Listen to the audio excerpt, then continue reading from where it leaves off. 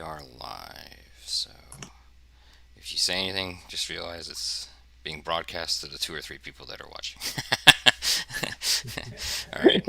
I So, speak here so I can hear myself later on when I watch this. yes, yes. So you can very clearly say that was me, and I was there. I witnessed. Um, what's that? What's the term? What's the phrase from the Mad Max movie? Oh man, the recent one, Road Fury. Witness me. Yes, thank you. How did I know Tom would know that off top? Okay, all right. So, just for the sake of everybody kind of watching, this is the sit rep 60 bug out scenario. We will take a look at the ships involved here in a moment. How do we want to split this up? Who would like to go blue and who would like to go red? And this is just for like an initial discussion's sake. Um, I'll take red. I've never played red. okay, hold on. Let me start adding you to those channels real quick. Just it'll be easier for me to remember who's in it if I do this way. Okay, Mike, you are in red. Anybody else want red? I'll go red. Who was that talking? I'm sorry, I didn't see. Simon. Thank you very much. Okay, anybody else? I'm gonna probably. We only have 5 total people, right? Or we got 6 people now.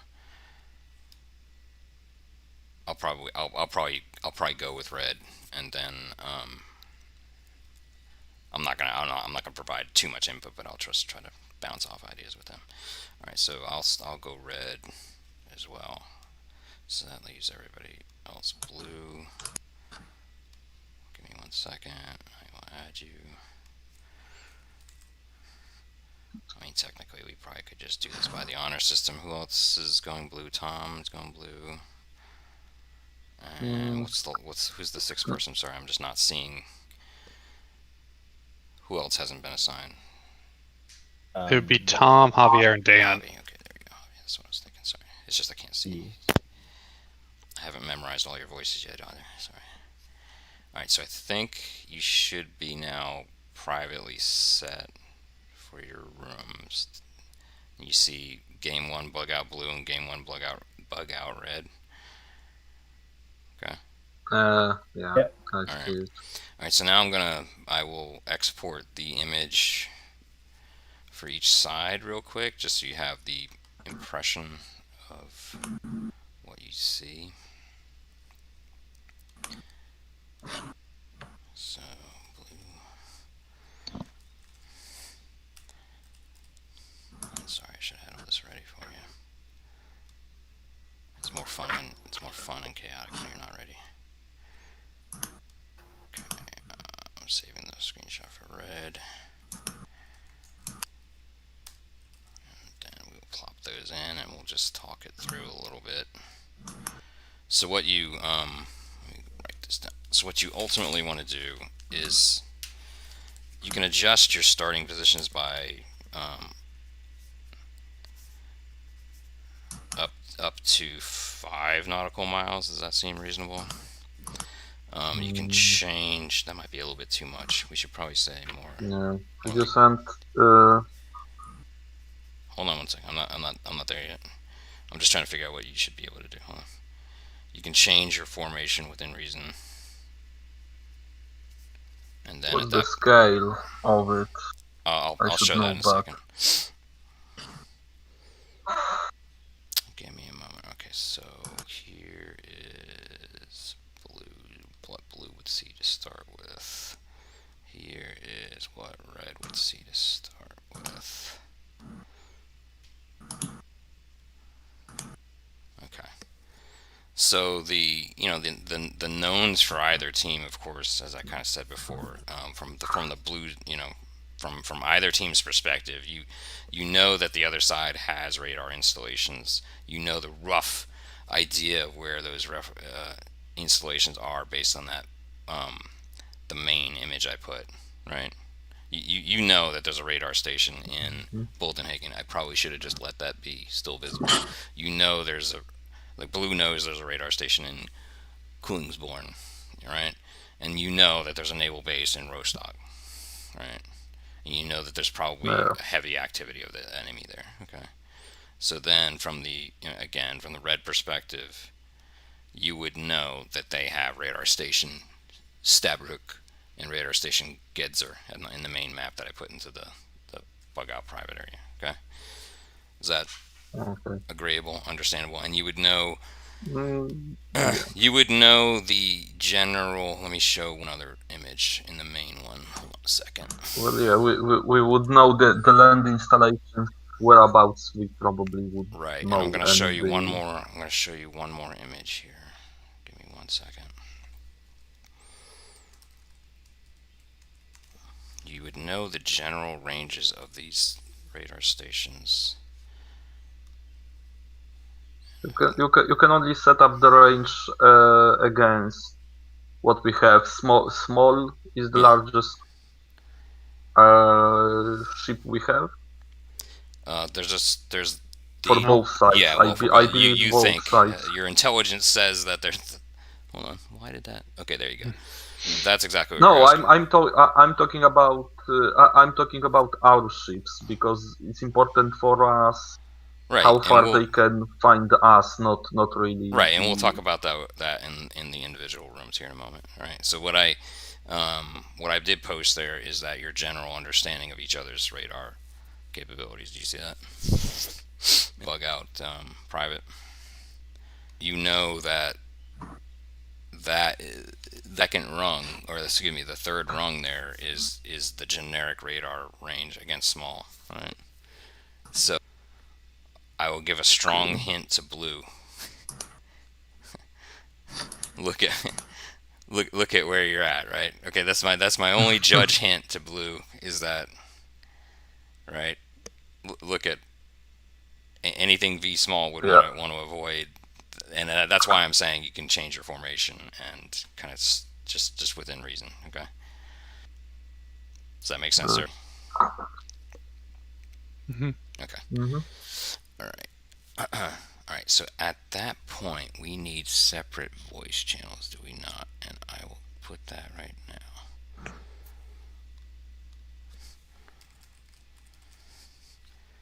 Bug out blue and bug out red.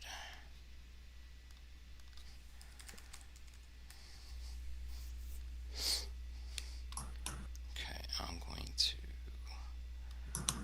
put them right below where we're at. So if you don't mind at this point,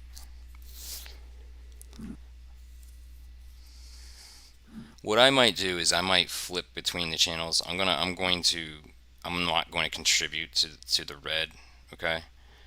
And I'll Okay. switch between the channels just to make sure everybody's kind of good and can ask me the deviation they can do in the formation. Is that Sure. acceptable, everybody? I'll kind of be the main umpire, but Yeah, I that's fine. will Sounds good. play with you in a minute. All right, so sounds like we're in a sandbox. Let's say, all right, go to your rooms real quick, and then we'll start kind of talking through it.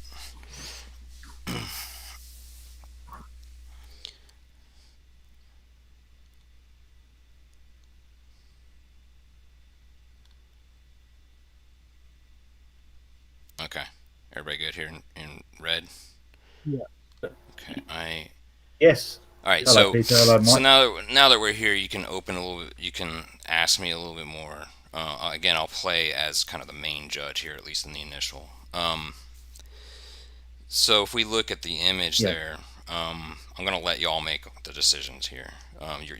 You know where they're generally coming from. You know there's a base in the corner there. This isn't rocket science.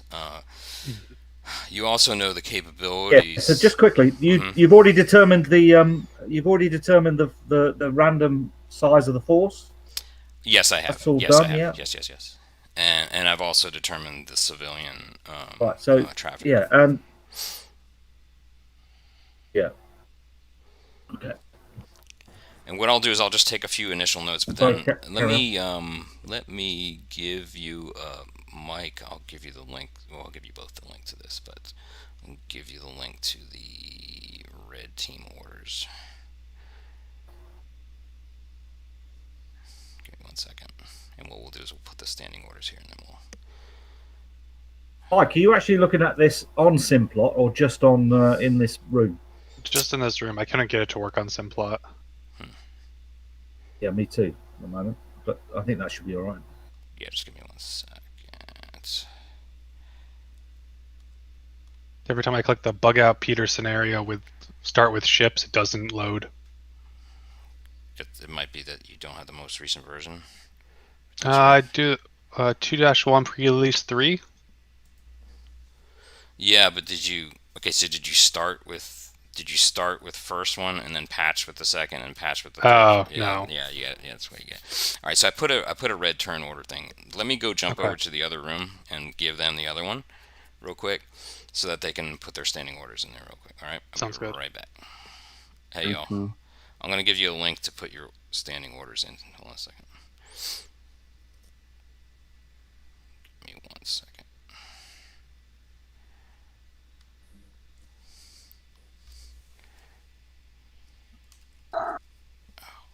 Gravy.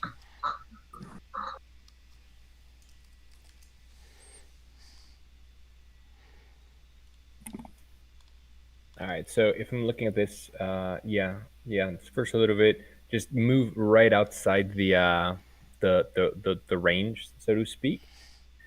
And I think we can also, what's the word? We could just, yeah, no, I think that basically, I'm just kind of beeline for where we're going, unless anyone has like a different idea. Hey, I just put a turn order sheet there.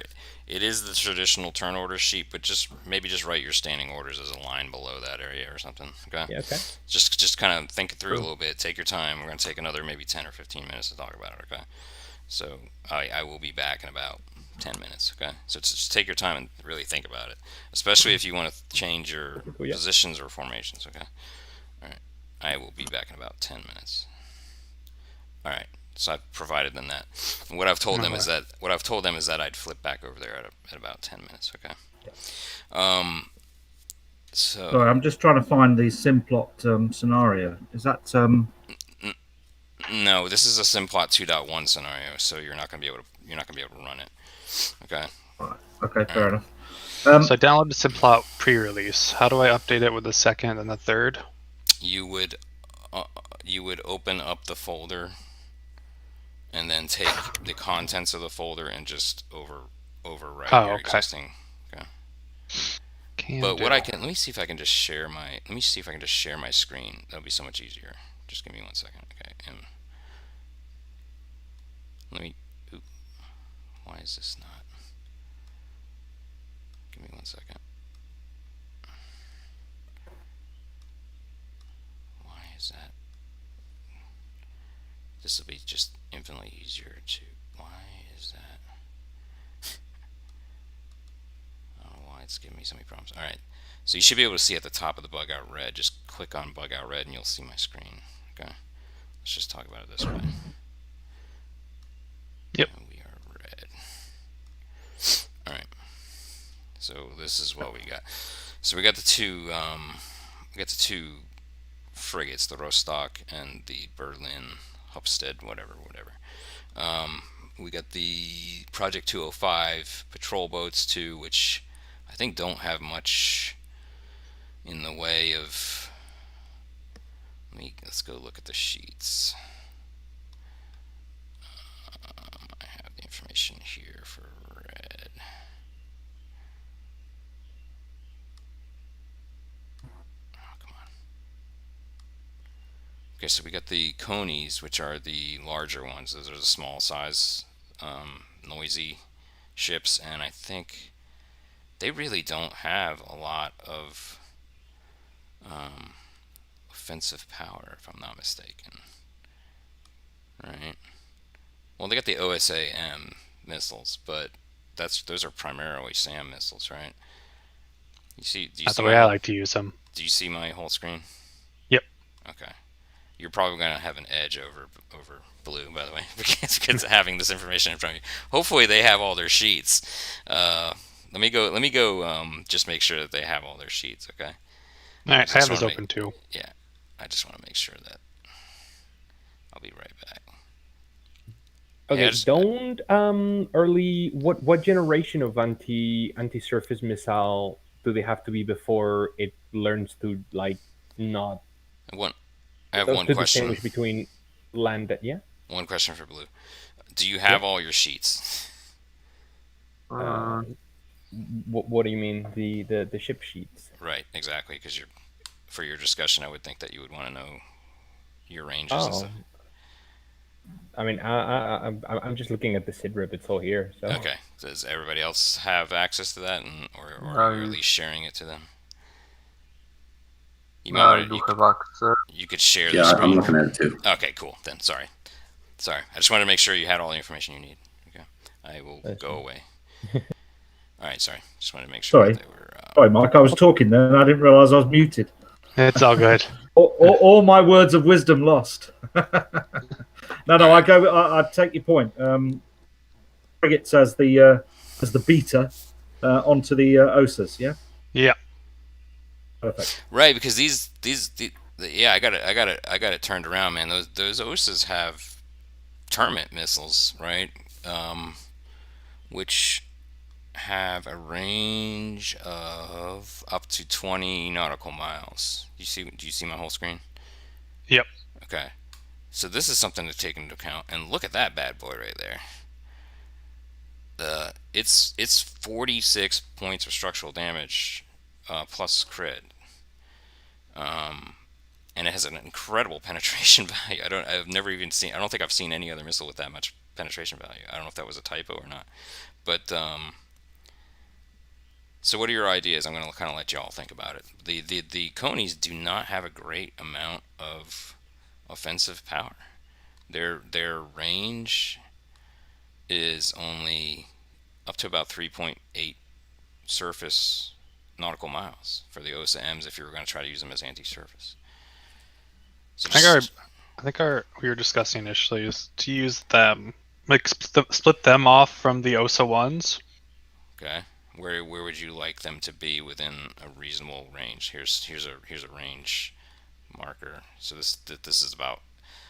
I think we want to, just to be fair, we don't want to get them too much closer. We would probably want them within, like 5 nautical miles here. Where would we want them in front, back, up? I mean, just the stream is paused, by the way.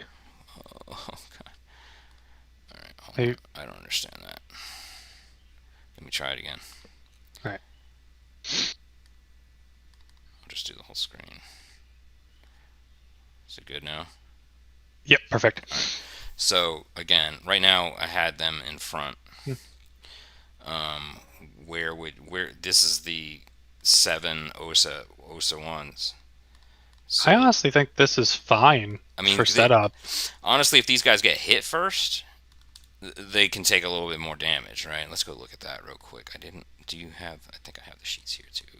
Bear with me. Excuse me for showing too much. I think I have the sheets here. Which one is it? It's the OSA. Where are you, baby? All right. Okay, so they're small. How much damage can they take? They can take up to only 24. But yeah, the Conies can take up to 101 damage, by the way. So if we're gonna get hit by anything, we want to get hit we want to get hit there, right? I mean, I know we don't. Go ahead. I think we're gonna keep those along the coast there and just have them move at a heading of looks like, I don't know, 240. You want these 250? In this same formation going. Yeah, we just give them move Alright, orders from here, just so it doesn't. Yeah, that's fine. I can go ahead and do it. So 240 at what? What's their? Let me pull up their. They can go surface speed max of 27. Let's go 20 for now. What do you think? Yeah, that sounds. No, let's do that. So, are we maintaining the setup course at the moment, or are we going to split the Conies off? I think we split the Conies that way because we want them to be picked up first, and then hopefully they'll rearrange their defensive posture against the Conies, and then we just launch with the OSAs from the. Yeah, just a barrage of OSA. That sounds like a I plan. can't remember the speed we did for the other one. 20. All right, so there I put the speed leaders on there too. So we have And that also keeps them out of their radar stations, right, too. Exactly. I think at most, I can't remember, but we got to go by memory. That's one of the, at least the stipulation, right? Yeah. I can't remember. I think there's one here. Yep. And there's one and here. one right there. Yeah. So. Yeah. Yeah. I Okay. know that's keeping us in our bit. Yeah. Okay. So let me just. I'm gonna make a couple notes here, just so we stay honest. So we're gonna stay on this, and pretty much standing orders would be to continue at that speed along the coastline here. Yeah. Stick What about within range of the sensors, cone. Mike? Are we going to have one of them sensor-wise? Are we going to have somebody illuminating stuff, or are we going to go MCON initially? Okay, here we Try go. and get into a position first. So Maybe this first turn, nothing. Let's turn on a few of those things. By the way, here's another sim plot to 0.1 nicety. You can actually keep all, as you can see here, you can keep an incredible amount of stuff. All right, so on the conies, we want the SS's versus small and V small, pretty much is what we want to see, right? And then let's look at that. I'll just keep it on that one. So these OSAs have what for SS? That, and I will turn off the other ones real quick. We don't need to know these, right? That's so nice.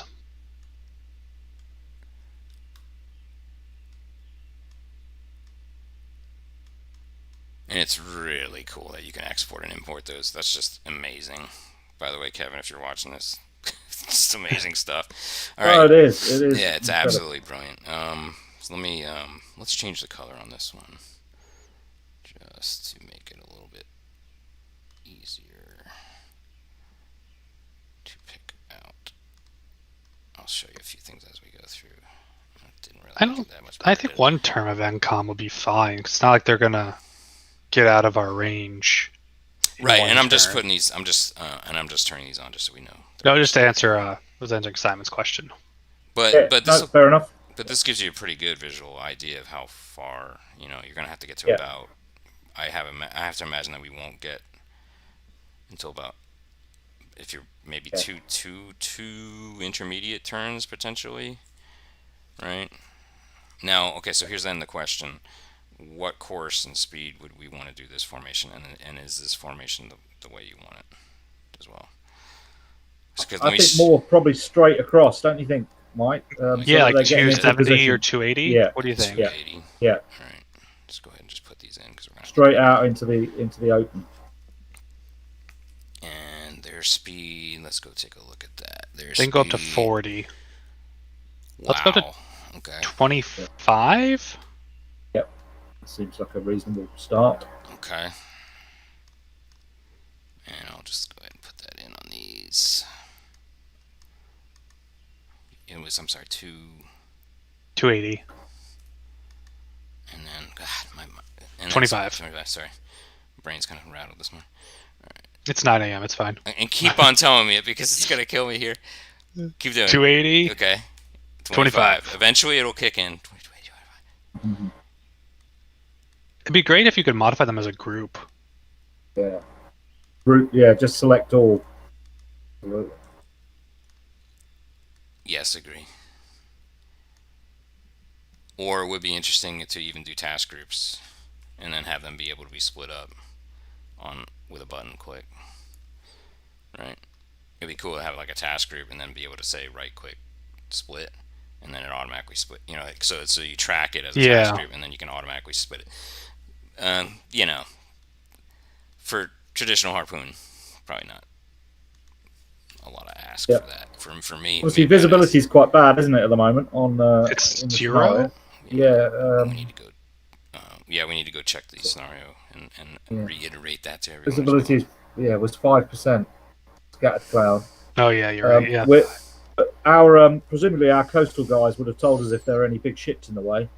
We're not going to go hair-assing into somebody. I think we're maneuverable. That if something popped up, we might be able to. Yeah, they're speedboats, aren't they? OSAs, really. So yeah. Yep. And hopefully at least all civilian ships are probably still running navigation lights. Here's where I want everybody to keep me absolutely honest. I'm trying to make sure we save the heck out of this. So I'm saving it as red planned, and then that's what we'll open up. Perfect. All right. I feel like this is a pretty good plan. Okay, so what's let's talk about what our intentions would be then, just so we can kind of stay honest to those intentions. So the intentions then are to bring these along the coastline. The beaters. Yeah, right. We want to flush them out and find out where they are, so that the group of OSAs can then unleash. It'd be even great too if those frigates could take a few hits for the. Yeah. Now also remember these guys. So if we go like this, they're going to be detected probably. These guys. Yeah, I think after this tactical move, we do a wheel. Okay, hold on. Okay, so you want to do one tactical at 280, right? Yeah. And then what? And then probably wheel down to 250, like using the Patrol 7 as the pivot point. Yeah. Close the gate. Yeah, so it might have to be a little change difference there. But like once Patrol 7 gets out to the length of their leader there, everybody wheels around to a heading of 250. So it's just after one intermediate go 250. Yep. Okay. And then... Are we on intermediate turns right now? Right, we have it set to intermediate, yeah. But yeah, after one intermediate turn, we wheel. Okay, all right. So I've made a note of that. And then what about these guys? Do they want to just stay? I mean, obviously we might need to adjust it not to hit the coastline. I don't think these have a really deep drought or draft, right? Like what? Let me look. I don't know what the. You know what? I had the bathymetric information here. Let's take a quick look at that. I think. They're probably going to want to, when they come just past Cullinsbourne, they're going to want to turn in as well, aren't they, a bit, I think? I think so as well. They only drafted 5 meters. Oh, really? Okay. Yeah. So that's not bad at all. We could probably park these on the beach and then back them up if we needed to. Give me a second. That was kind of weird. Can you see my whole screen? Yep. Okay. Oh, man, I got all fancy, and that didn't work. To the right more. Oh, there we go. I don't know my German coastal topography as well as I thought I did. All right, so this is really cool. We can do it like that, or we can do it like National Geographic. All right. So what was I trying to point out here? This bathymetric contours. All right, so we just want to avoid probably there. Yeah, and I think that's also close enough to the shore that it'll cause interference both with their radar and if they shoot a missile.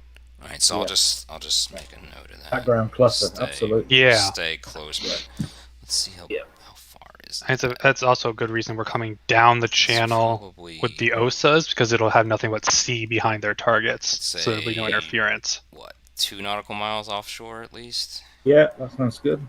At most, yeah. It doesn't seem like it's really, like, there's no shoals marked or anything like that. Of course, we don't have, what do you call it, what do you call the really old books that tells you all the from pirate movies and stuff? It's navigational charts? Yeah, but it's like there was a specific term for it. It was like a docker. Right? I can't remember what the. You know what I'm saying? God, what's nope, not even a little bit. We'll look that up later. The almanac. Nah, but it's like there were secret books of depths and so forth. And, I can't remember. There's an exact term for it in piratical terms. All right. Yeah, I think 2 nautical miles is fair. Just looking at a scale of the map. It doesn't look. I wish I could twist this, but we'll make note of that. It might need another 2 degrees that way. I think we just don't want to. I think after this one tactical, or after this one intermediate turn, they'll be fine. Then we'll have to turn for the next one. Okay. All right. So that's about what are we at now? We're at a 240. I think we probably need at least a 245-ish.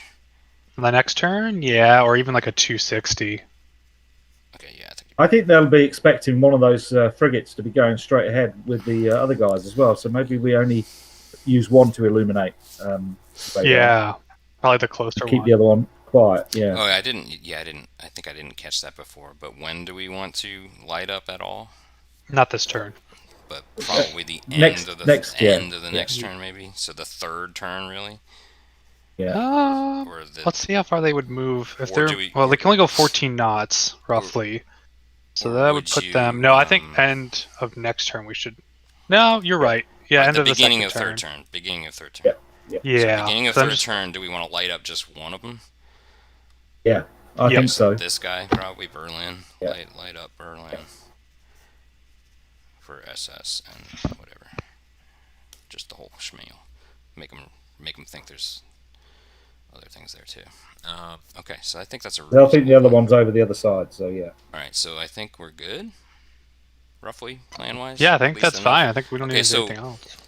So we're gonna pick up nav radars, and the thing is that the only thing I didn't really understand from the scenario description was whether or not these would show up differently than the generic nav radars. They all use the same international nav, which is right? interesting. Yeah, that actually makes the scenario more interesting because you're not going to really. You're obviously if you get a general nav from here, you know that it's the radar station, and I think the scenario also pointed out that once a radar station picks you up, it cannot relay that information until the following turn. By the way. Yeah. It's one delayed turn. Okay, I think we're good. Cool. All right, we'll see you back in like 10 minutes. Yeah. If you need a break, let's go to Bugout. Hold on, where did we put our Bugout private? Let's go to that. All right, talk over there. All right, we're pretty much standard. Hey. TMA or the. We're pretty much ready. Yeah. Okay, so Peter, we have a question, right? And this is kind of important, right?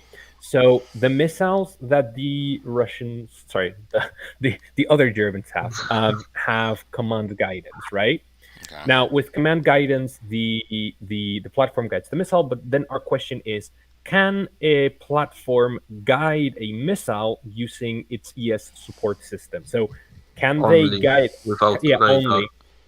Yeah, can they keep their radars off, get a fire control solution using its ES, because we have, assuming we have our radars on, and then use that to command guide a missile to us?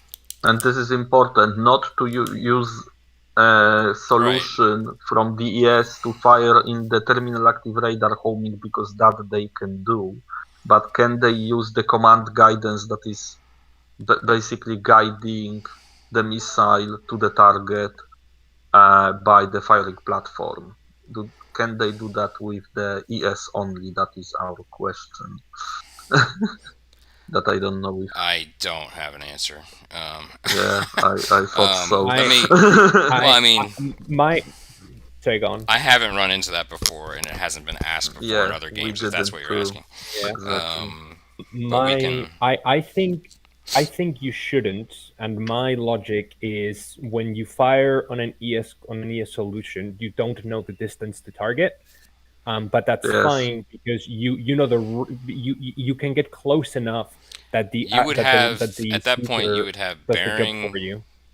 I'm not going to split the hairs on that. I'm not going to split the hairs on that. I think I'd still let you fire, honestly, until I get a better answer. I think I'd still let you fire because there's no I think that's getting really deep down into it, and well, it's actually it's important here because their missiles, because they're active radar homing missiles, and active radar homing missiles of first generation cannot fire a target. Then I would say that they can't. Then they have to have active radar.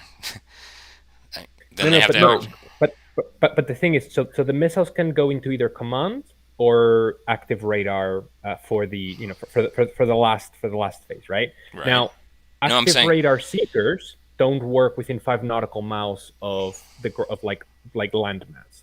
So if we are within 5 nautical miles of landmass, they cannot use their active radar seekers. So they have to be commanded the whole way. Exactly. So, so I'm going to say I'll judge that they have to have active radar on in order to do it then. But I need to tell them that though. Okay. Yes. That's the difference between us being kind of free and safe to use our radars or not free and safe to use our radars.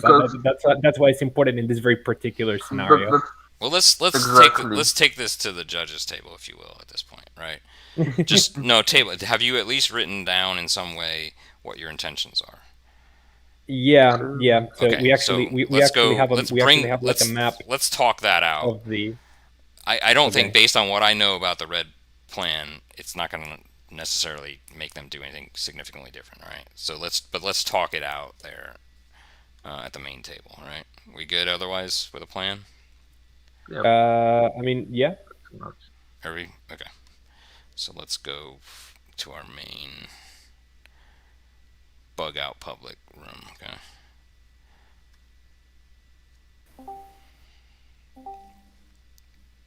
Make sure that they come to. Hey. Not so doable. We all come to the Bugout public room. We're gonna start talking through stuff. Yeah. Okay.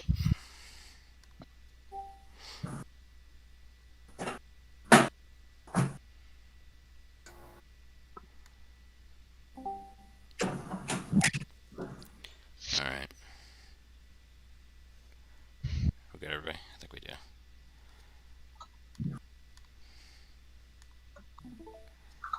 Okay. Does everybody see my whole screen? Alright. So here's where the fun starts. Alright. So we did not change formation or spacing on red. Alright, so they have already plotted some maneuvering, okay? And we'll talk through this here in a little bit, but let's talk through what your initial.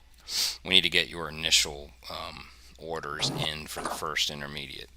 So just Blue's talk right now. Let's look at it from Blue's perspective. All right, we're looking at what they know based on where their generic radars are. Okay, so your Gepards, I hope I'm saying that right, Class 143As. Did you want to stay in this formation? Did you want to come closer here? What if any adjustments do you need to make without getting closer? Like if we draw an imaginary line here, like. Yeah. So our plan is basically to. Like, I've actually put a photo on the Bugout private of my like beautiful paint drawing, which kind of highlights the plan a little bit. So the idea is to kind of get our ships as close to land as possible without getting too close that we might risk on, kind of hitting something. Is that specifically the minesweepers, or no, all of them, everybody? And what? Okay, so what type? My contention was that minesweepers will sail 4,000 nautical miles 2 nautical miles from the shore in the formation that they are in. Right, that's very similar to what they're doing here, by the way.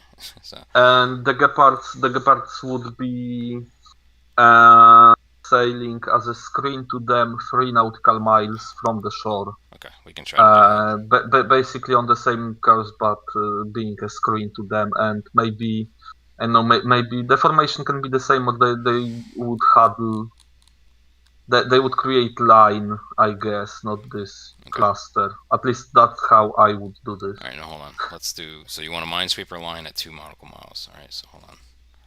It's actually roughly. Is that okay to line there? Right here, I'll just move them. Watch this. They would probably create one line if I was to. By the way, this is a new feature in 2.1. Yeah, here. You can drag them. Oh no, that is so good. Oh my god. All right, so where do you want it?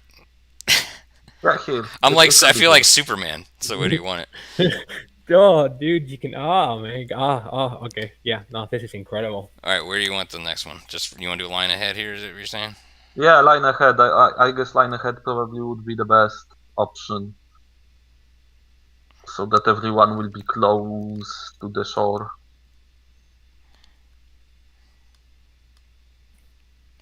We can fix it here in a little bit.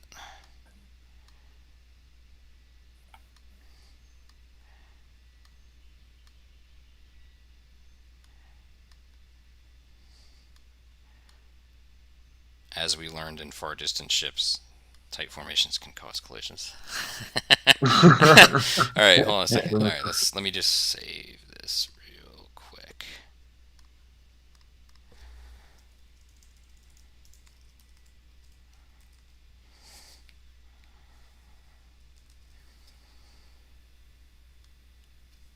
All right, so as you can see, that's even quicker saving than in previous versions. Okay. All right, so that's good. And then we want these guys That's about good. like right. You want this guy. You want let's use patrol 1 as This the guy lead. is around. Where do you want him? Like right around Yeah, there. around somewhere here. How Good? far is it from the shore? Hold on. Yeah, sure. Yeah, about 3 nautical miles. Perfect. Right. That's good. And probably create another line ahead, I guess. I'll just do that for now, and then we can adjust it. Sure. Do you realize how long that would have taken normally? Another hour and a half. I can't even imagine. At least. It would have been faster to delete everything and start fresh. Yeah, at that point. Yes.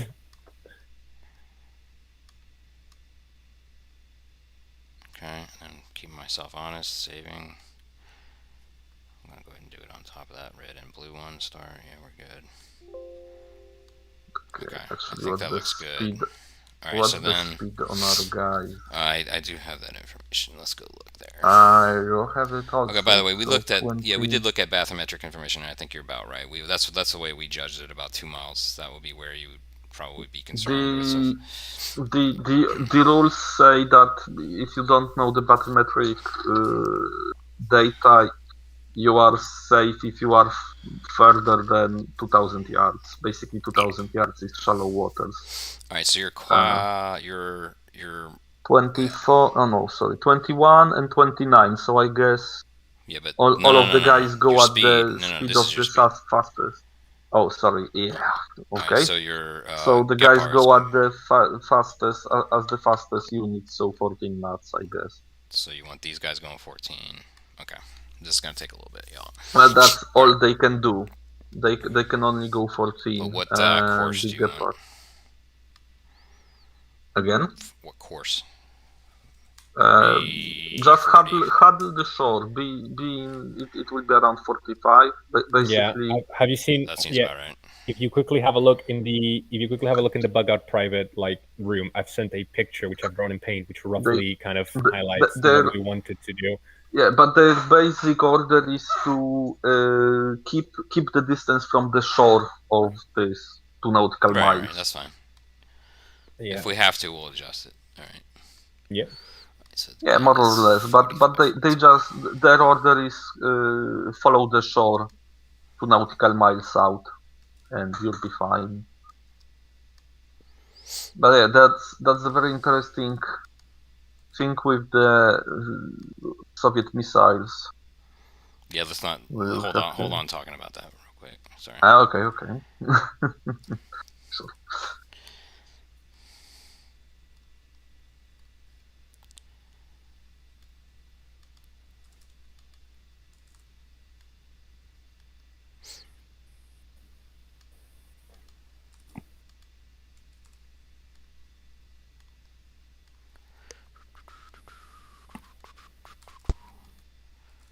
This is wouldn't be too bad. Okay, pretty much the same here, right? Or what's your speed? What do you want to speed on this? Also 14. I guess they should accompany the minesweepers, or should they go ahead a little? No, I guess they will accompany. Go ahead and say that because you probably should have planned that prior. If that was No, we planned it prior. Now I just questioned my judgment. But yeah, they should go. Yeah, exactly. They should accompany the sweepers, probably for the best. Although because just right now I thought that if they move forward, that might be a little better if they can scout ahead. But let's say they are accompany sweepers all the way.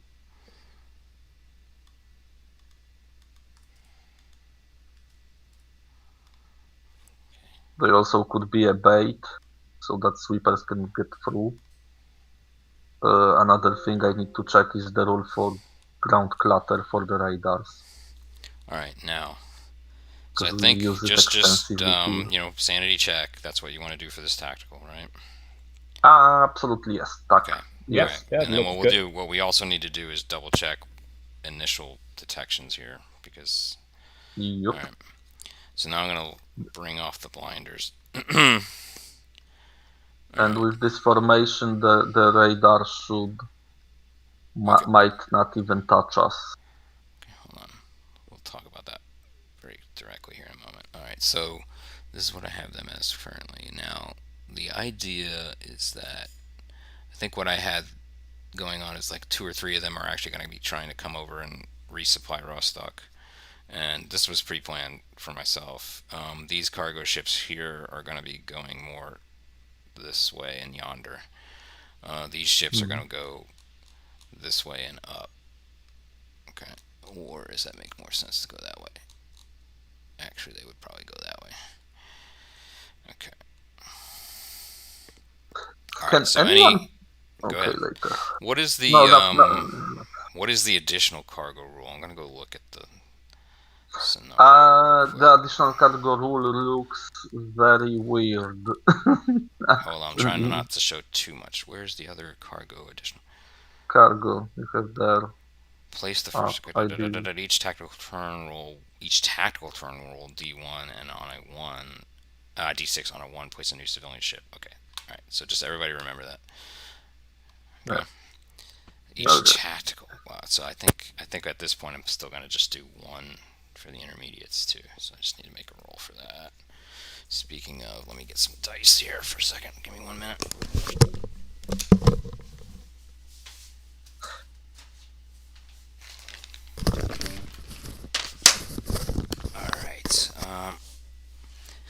All right. So just give me like 2 minutes just to breathe a little bit. Well, we've gone through a lot. Okay. Can I make some coffee? I'll be absolutely. 2 to 3 minutes. Let's take just a 2 or 3 minute breather, just for catch our breaths here. All right. And while we're doing that, I can kind of show off a little bit of certain things here. Let me just turn these off for now.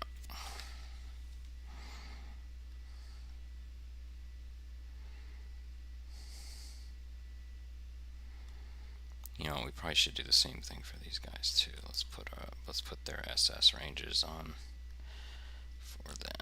So that is the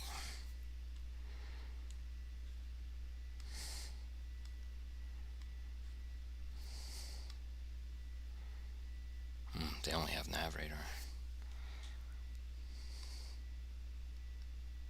The other thing, Peter, I forgot to mention, the Gepards are going on radar active.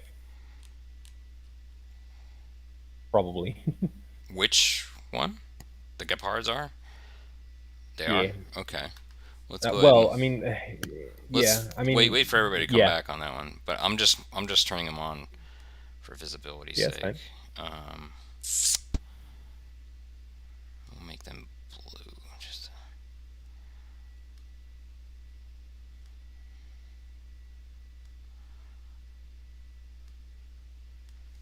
So that's that and that.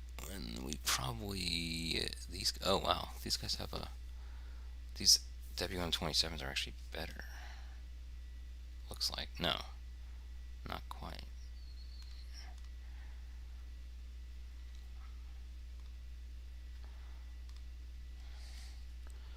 So that's interesting. Yeah, so the WM27 SS is better than that, by the way. I'm assuming that's just for redundant systems. And then the class 344 sweepers don't have SS. Right, okay.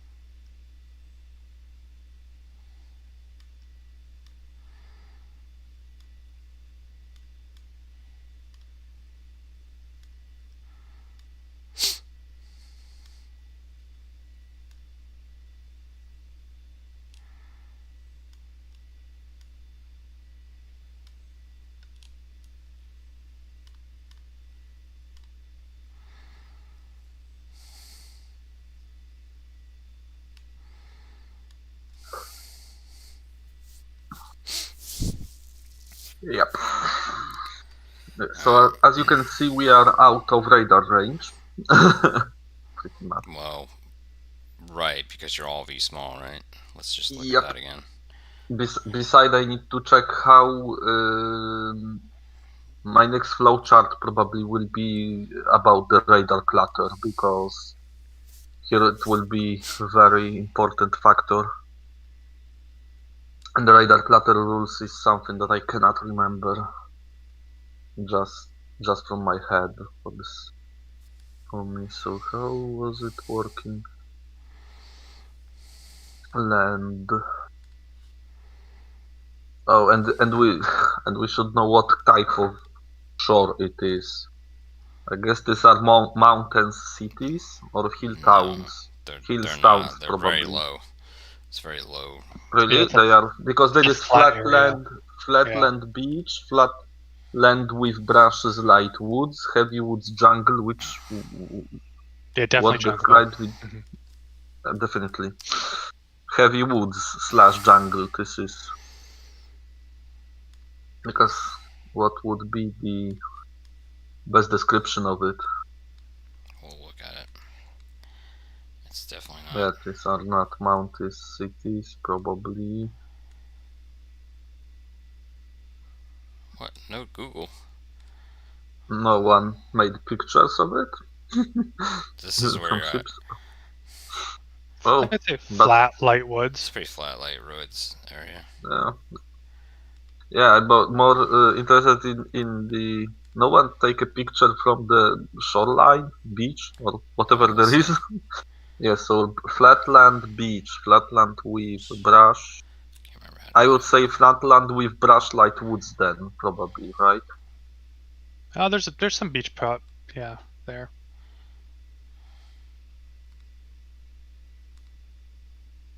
Yeah. Yeah, it would be flatland with brush or light woods. I would say, because cities probably. Oh, sorry, there are hills, towns, but probably Right. larger We than that. should go to Kiel.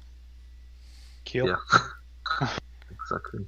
I need to go one day to see the museum of the U-boat museum. I believe it is in Kiel. It's not very far from me, actually, comparatively to some other places. Seems very pretty. Okay. Yeah. We can go there and play there, right? Oh, So let's think about any of these other ones. So these guys can't see anything. Yeah. These guys can't see radars anything. look pretty useless here right Well, now. if you go, where, yeah. Oh, right, because If you Soviets have come small. this way, it would.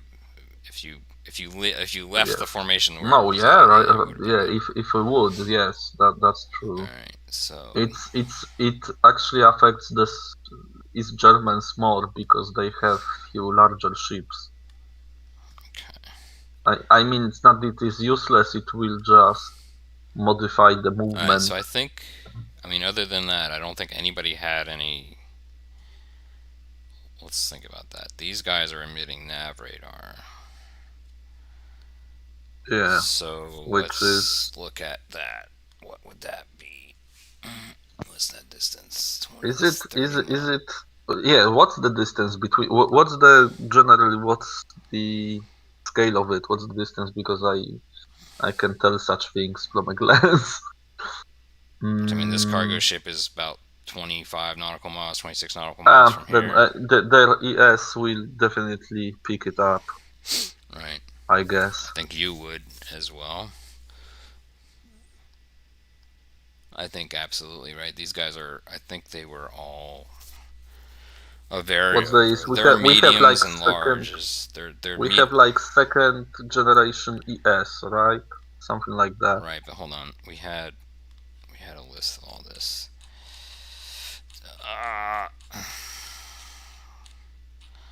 Bear with me, y'all. Here it is, right here. I'm gonna pull this. Yeah, between small, medium, large. Pull this into the. But let me see. I mean, that was the original list, so there's a mixture of that, and this is like 1, 2, 3, 4. So this I'm now looking. What's the second generation ES's detection distance? It's 1.2. Where is it? Here, I got it. I have it. Right here.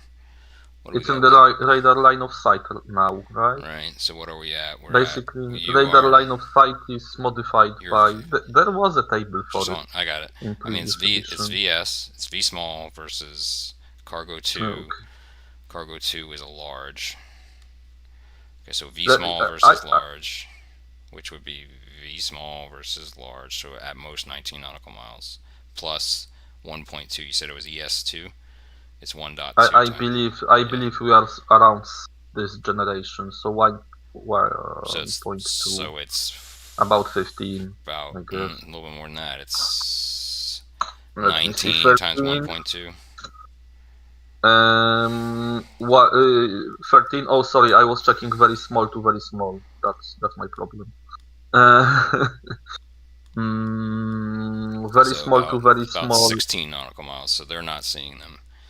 So these guys are not picking up the largest of these ships yet. Mm-hmm. So, and also this is around the corner here. Okay. I would think that this. Will it play any part really if we detect them? Just wanted to know. Oh, okay. Because, I mean, as soon as you start using your active radar, these guys might be here with the Reds. Yeah, but the only problem with them is that they will both pretty much instantly see who is civilian and who is not. Well, the only problem is that even if you were picking this up, you would pick up a similar generic. This might look like a ship to you as well. This would look like a ship to you potentially, right? Unless radar? No, ES. You're gonna get them on ES first, right? So right, but we can RES can easily distinguish civilian radar by type. They're all listed as generic, so no. I'm gonna say no. That you would have a very difficult time. Oh, the Stabber hook also is listed as generic. Yes. Okay, I didn't know that. So my assumption is that you would have difficulty discerning them. Okay. So yeah, them, yes, because I thought. And these guys are still pretty far I thought this radar is some specific radar. So at best we have a small versus large. So let's go look at that. So small versus large. 22 times. What's the generation of the? I believe they also have something like second generation. Yes, let me check all of them. Second gen. Yep. So 1.2. All of us have second gen, I believe. Large 22, 122. My math is horrible, so I'm going to actually use the calculator. 26 nautical miles. So we're definitely going to pick them up after this turn. I mean, we're right on the edge. It looks like. Yep. Okay, so right maybe on the edge. Because we pretty much. No, actually, we got them. We got them right here. Like we would definitely pick up that nav radar right there. This is something I don't know how to start because no one really wrote about it. Should we start the scenario with detection phase, or should we start with just a plotting phase and then perform one movement? And then just perform first detection. Oh, by the way, by the way, this is a nice. This is something I never. This is a nice new function in 2.1. It actually tells you exactly what the target numbers are. You see that? Great. That's infinitely better. Yep.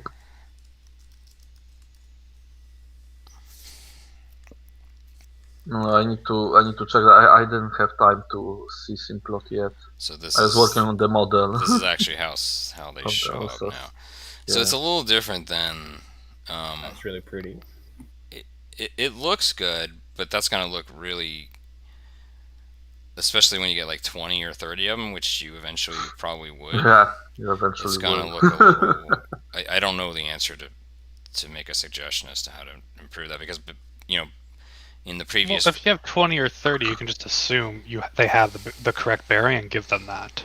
Right. Right. I normally would just take this ship, tell you what he sees, and then say that these guys see similar or not, right? But I'm just saying that it's a little more cumbersome. Like before, you had like just a line with a generic deviation, right? And that would be your center point.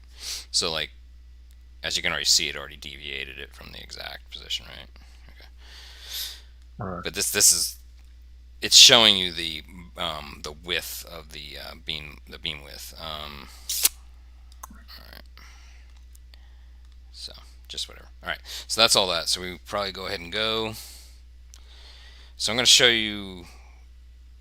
I maybe later as we get to the to tactical turns, I'll show you the kind of real time playthrough.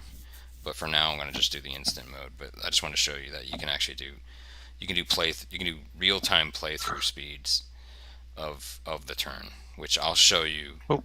I'll show you when we do a tactical turn. I think it would be better to do it for because it takes a while to do 30 minutes out, even at 100 speed.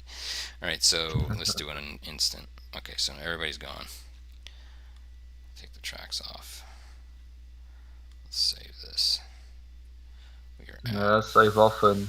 Okay, now we're at 4. At this point, we're going to start having some.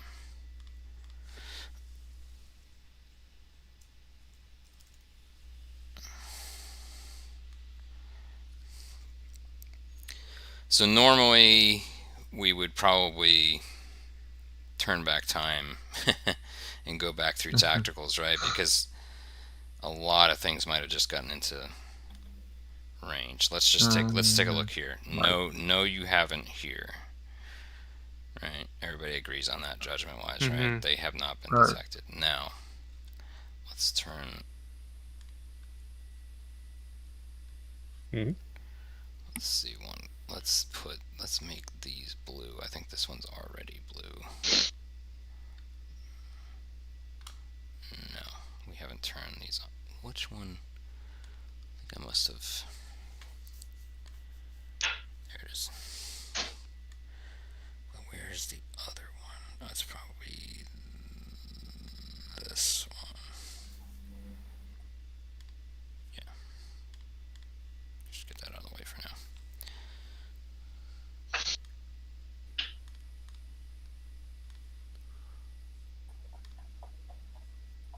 The only thing is it's kind of a pain to find. I think I'm doing it on that. Yeah. Alright, so those are not active. None of these guys are active. Right? We did not agree to go active on that. Now, yeah, we had the discussion we told you about going active or not. okay, so these guys had gone 280, but what we agreed to is that they were going to turn to 250. Correct me if I'm wrong, fellow Reds, Mike. Yep. Yeah, they were that turn. Yeah. They were turned down to 250 or something like that. Yeah, that's what I wrote it down. Yep. So let's get through all that, and then we'll start talking about other things.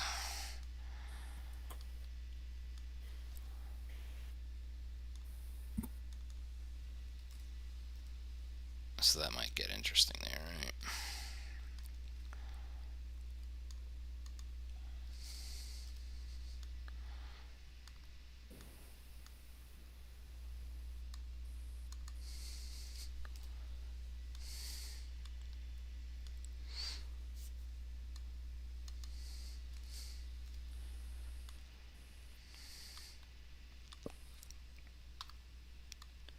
Kind of a group navigation function probably would be good. I think. Yeah, I was to say it would be nice if there was an option where you can select multiple units and change just the course of them with one click. I think no, or like when you you select a unit and it gives you the menu where you can edit stuff. If you could like select multiple units and then edit like their categories simultaneously, essentially.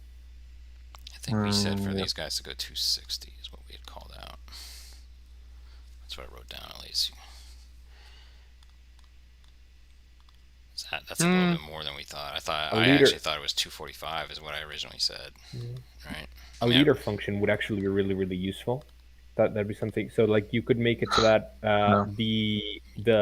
like certain. Oh wait, things, I have an idea. Hold on a second. Certain categories for a unit. What would be kind of nice is if you could actually adjust the leader. Yes. And yes. like the emp. Yes. Like do this and say adjust leader, and then you just edit, and this becomes a square. And let me show you something else we can do, and I think he has the functionality potentially to do this. So if I wanted to modify the waypoints, watch this. So what he's got is he already has the ability to do that. So it would be neat. You know what? He could even just do like a change heading with the exact same functionality as the waypoint functionality, right? Let me hopefully I don't crash this damn thing. Yes, you can do waypoints. I'm not going to do it right now, but I'm going to add one and then I'm going to delete it.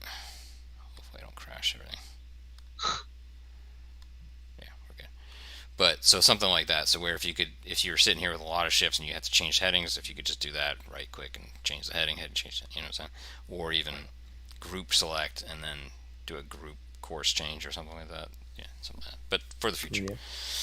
Yeah, absolutely. But no, I think for me the real one would be like a leader function where you edit one ship and then it automatically applies those settings to the other ship. I think we were talking about that before, like a task group functionality, very similar to commands. Yeah, something like that. Where everybody's you signify a task group leader, and then everybody else is set relative to that leader, and then any changes you make to that, the way it's done in some other programs is you see a list of it and you can kind of set that relative positioning and stuff like that. But again, it's not command, right? It's not supposed to be command. All right. All right. So I think we've set all these. I believe these cargoes, these ships are trying to make their way to Rostock, but they're seeing a huge ass. Their nav radars are picking up ping, ping, ping, ping, ping, ping, ping. They don't know what the hell's going on in front of them, right? Hey, wait, is somebody doing naval group operations in front of us? I guess they would know that. Yeah, but right, more so like this guy don't know that war started. Right, exactly. Or they are hauling their goods. I just rolled a d6 to see if any other civilian traffic showed up, and it did not. So just FYI. All right. Now, so that's all that. Any changes? We'll talk about detections here in a moment as well. But any changes to this formation, speed, course, anything before we start talking about? Yeah, but basically. I mean, yeah, we want them to kind of sort of go round the corner, basically. Yeah, exactly. Basically, so that guys. Yeah, exactly. So the front guys. Yeah, okay. the waypoints will be great for that because you probably can navigate so what I might, formation. So here's what I might do. Here's what I'll do. Why don't I change this guy to be where you want it to be, and then we'll let him go, but then we'll correct him. Yeah, something like that. The best Is that okay? Now. All right. So everybody else is going to go that way, but this will be the guide ship. Yeah, exactly. All right, because so they will follow the line. Yep, exactly. And that will be great. That would be great feature for Command at Sea and Forgotten Dreadnought. Technically, if we went to like if we went to 3 minutes, we could probably do it. But that'd be another great feature to add into the leaders. There is just you can kink it anywhere, and it still would get you where you would be after 30 minutes of movement at this speed. Like what you were talking about before, though, if we had the task group relative positions, you could always mark, if this guy was marked the task group pivot point, he could do his waypoints, and then everybody else would just follow relative. Well, also, too, if you just have one unit that represents the task force for this point, you could have those other ones off the map and just drag them on when you need them. Because it's easy to move them. What I was saying to you before, remember, is that if you could have a task group marker and then right click it and say show units, right? So that would be very similar to how it's done in other programs where you can at least compress it, move that compressed thing, and then expand it. But again, future. Well, when he lets us be his Patreons, All right. right, so let's go ahead and do that then. What's that degree? About 340. Let's see. Let's see if my dead reckoning is okay. Nope. I would have Suez Canaled us. Okay. Don't worry, Captain. We'll buff out those scratches. Yeah, it's okay. You don't want to be that close either.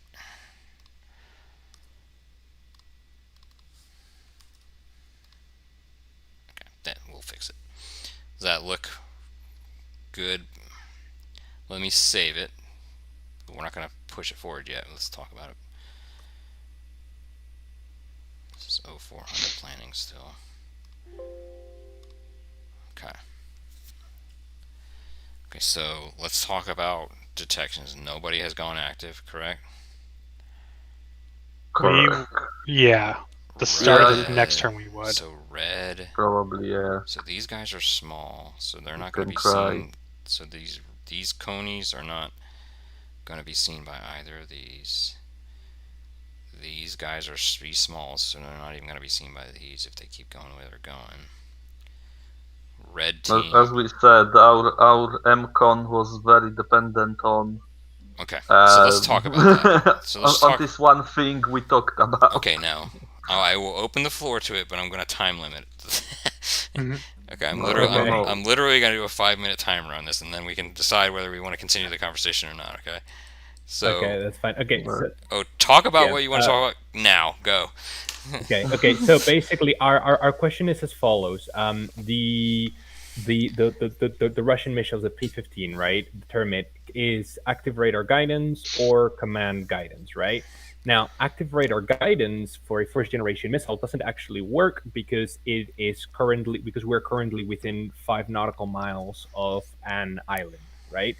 So that means not that isn't work; it cannot acquire us. Yeah, exactly. So terminal active guidance cannot be used. So that means that those missiles cannot hit us on terminal active guidance, right? Now, the question then becomes, they have command guidance, so they couldn't be guided all the way to the target by the platform, right? And that's how you could use them within 5 nautical miles of the landmass. But the question is thus follows: do you need to have an active radar fire control solution to be able to guide a missile to its target, or can you do it on a passive solution? My immediate reaction to that is it would require active. That is my immediate reaction as well. Mine as well.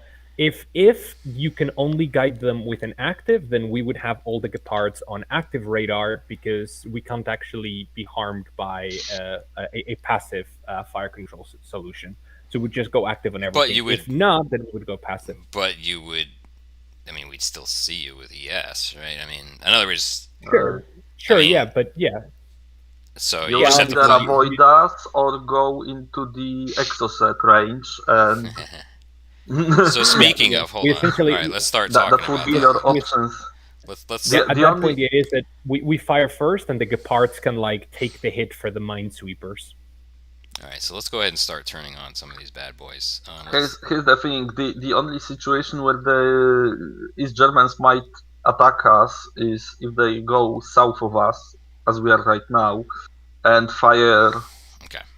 Well, not along the line, but. You know what I mean? So the radar count wouldn't see the land, but it is very. So let me show you a new function in Simplot 2. So now you have arcs and circles all in the same functionality. Yep. Okay, it's beautiful. Yeah, and it's great. We're gonna need. I wish I had a recording of Javi's reaction to the moving of this, and we do, by the way. So you're like, oh. Okay. I am sorry, but it took. I've been fighting with Simplot for so long, and just seeing it be so seamless is it's so good. All right, so what was I gonna do here? All right, so again, so now you have a min. This is beautiful right here. You have a min max now, and that's start nice. angle and a start angle and an arc angle, which is so much better because usually I think if I'm not mistaken in 2.0.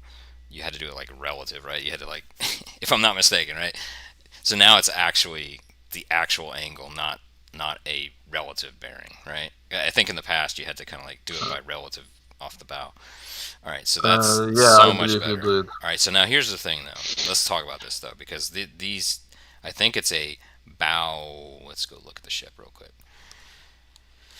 Oh, da. Not Coney. But you're looking at what's the where you have them, PB and Parks? P. Yes, PB and PS, which I think I have marked. So this is the arc you made. It's 90 degrees left or right. Right. So port, I have the port bow and starboard bow, which is right 90 here. degrees left and right, and combined it is basically the front. It's the combination, but you definitely will. Yes, need, exactly. You can only fire one right now, though, right? That just to kind of why one? Because you mean you can only fire one the one ship? You don't have an arc for your port bow right here. No, it's if it is. What's the notation? Notation is you have a missile launcher on the starboard bow and the port bow. Yeah, but you see the missiles first go.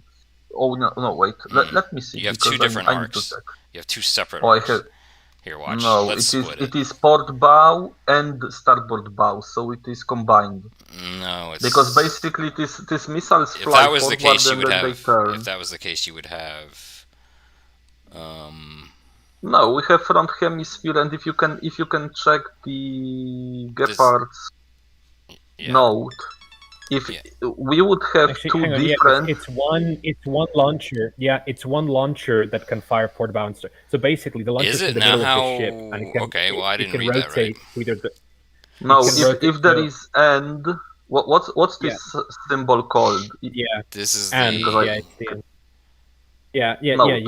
But port and starboard, you have one. No, these are four canisters, each with one missile. But if there will be port bow / starboard bow, then we would have. Yeah, you're right here. See that right there? Okay. Yeah, I just didn't notice that. I didn't honestly. I don't think I've ever. Are there any other ships that do that? Maybe I hope I haven't been doing that wrong all along. But yeah, do what? Almost every ship do that. Pretty much all submarines do that with torpedo tube. But here's an example. Here's an example of the /. See, right there. Yeah. Yes, yeah, exactly. Yeah. Exactly. All right. So I was wrong. All right. No problem. I was wrong. If there is forward slash, then the tubes won't be the last time. Won't be the first. All right. Savage. No right, problem. So, but you are out of range either way, so. But still, it's only one mount, right? Is that right? No, actually, I think these are 4 mounts, each with 1 tube, apparently. Because what right. in parentheses is the number of tubes or barrels. Yeah, give me 1 second. And after that, you have the amount of mounts. What is class 143A? It's right here. Number of tubes per mount, and then that's the number of mounts. There's 4 mounts. It's right. It's right here in the rules. In situations like this, I like just see a picture of the ship. Right. No, we can go do that, but in parentheses is the number of tubes per mount, and then the number is number of mount. Yes, exactly. So you let's for reference, so we know what we are commanding, because it's always nice to have some immersion. Great. I punched this class into the Google, and pretty much all you have are models, and almost no pictures of actual ships. Great. 4 mounts with 1 tube. Okay. And there is very nice, actually, picture of the tubes, but of course it is very small. Of course.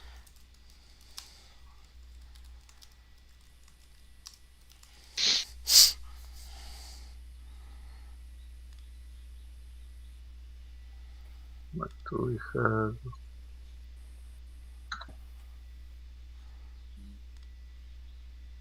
There's that is right there. They're not on the port. Right. They're not yeah, because. Oh, okay. Yeah, these are canisters, separate canisters. Oh, there you go, right there. You see that?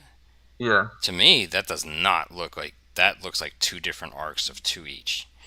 Is Yes, it me? but here's the thing. These are guided missiles. So after launching this one, this looks like different arcs, but I guess this takes into account that after launching them, they can probably turn up to 180 degrees.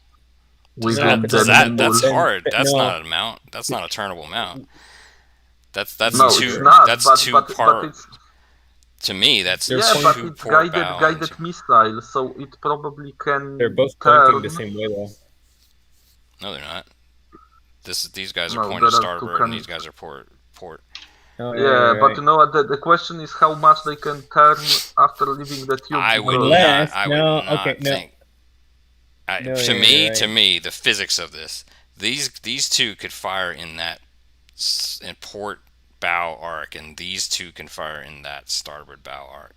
That to me, that's how I read that. That is what it looks like from the picture. If maybe they do have that capability, and I'm just overthinking it. So that's maybe 4 they tubes. Can, because the question is how much they can turn after leaving the. There's no turn mount. There's no turn. You mean no, the actual but missiles? I mean missile after leaving the tube. No, that wouldn't make sense because then the missile, like then it would be like it would be like a 360. It would be it would just say 360. Then you could, if they could turn like that, then you could just fire them. Yeah, I don't know how this works exactly because I don't know if it. I don't know. I have to me it's 2 port. I don't like. To me, it would be the capability of firing 2 port and the capability of firing 2 starboard to the bow. That's the way I would read that. But we need to ask. We need to ask guys, someone who actually knows these things, because we can find somebody that's serving on one. All right. Yeah. Exactly. All right. So the ruling being is that I actually think that we should rule at it as 2 maximum this way and 2 maximum that way, but that's all right. Yeah, that might have sense. I think that makes the most sense. You can fire up to 2 to starboard and fire up to 2 to port, but all right. We'll need to ask because that still gives you that much of a variant. You know, your missile's going like this. It's going quick too, so it's like. Yeah, but as you can see, the minimal range is about 2 nautical miles. So within that range, within this range, it can the go missile like this. Probably can perform. We can just do. We can have it just do like. Okay, all right. All right. So that's. I don't know. I would need to ask someone who. So here's the question: who's active?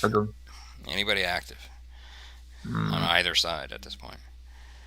Oh, if we have like ruled it that they cannot use command guidance on ES, then all the Gepards would be active.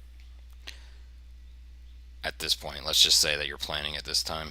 You're going active. I actually would only activate probably the first 2, but no problem. Let's go with everyone. I mean, yeah. First 2, something like that. Let's say Patrol 1. Patrol 1 and Patrol 2 are active, you're saying? Is that right? Yep. Okay. Just making a note of it. And this is turn 2. Especially that I made pre-calculation. Okay. Oh, I forgot. What we had called out, Red Team, was that we would light up the Berlin on the 3rd turn, so not this turn. We would light it up here. Does that match up? Yep, that sounds right. Yeah, okay. All right. So I think... Other than that, nobody has anything that would distract them to try to fire or anything weird. These guys are like saying, "Oh God, please don't bring my extra cargo in right now." But whatever. I don't know if there's like an international horn for "Get the hell out of here." All right. I don't know why there is role for cargo for these ships. Does it affect scenario in any way? Really? No, they're going to just physically start getting in the way here in a little bit, right? I mean, I know. I just wondered why they included the random cargo generator to this scenario. Because you have to avoid them and not shoot them. Yeah.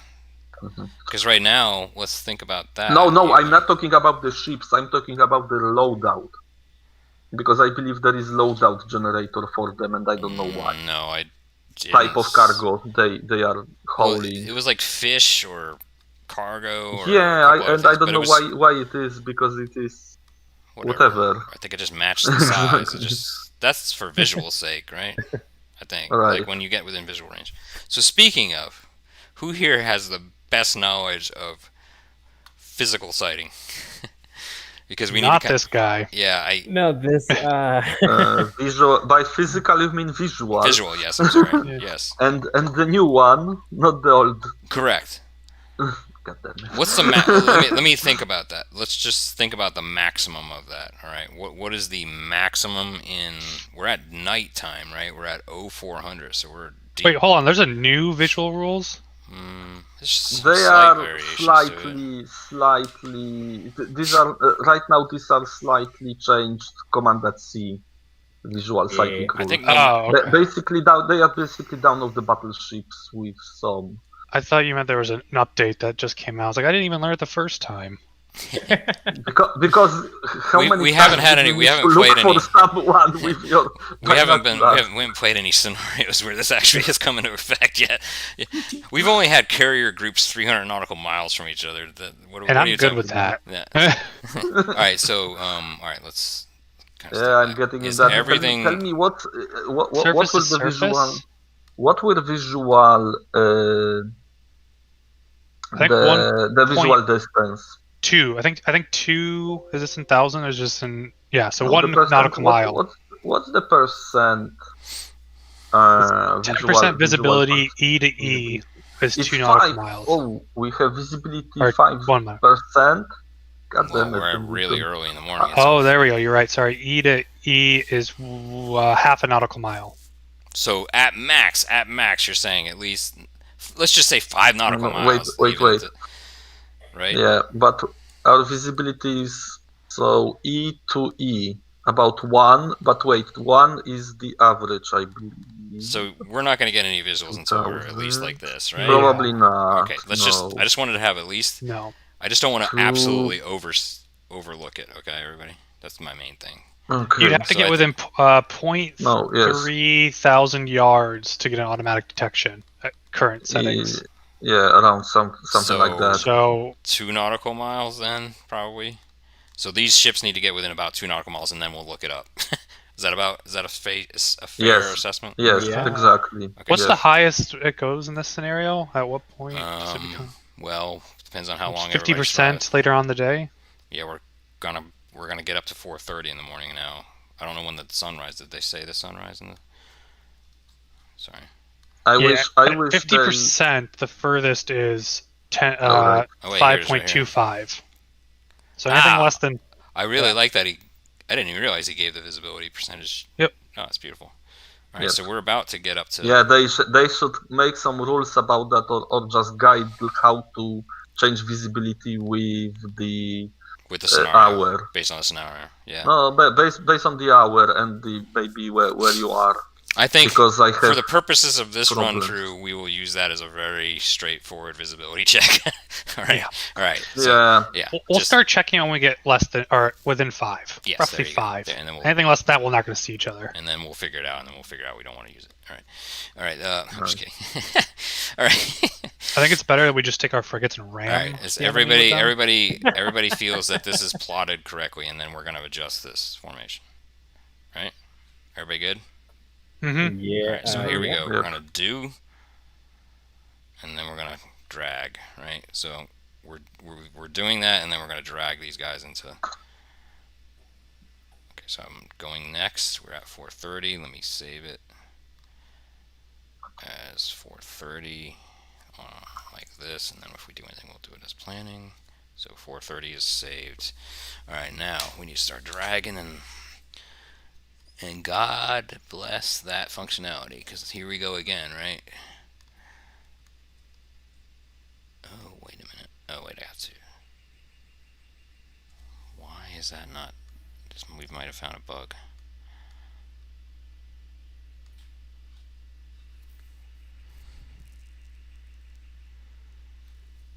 Why can't I adjust this? I think that might be a bug.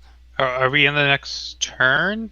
Yeah, I already did it. I already made it next. And What happens if you hit undo? It's going to undo the turn.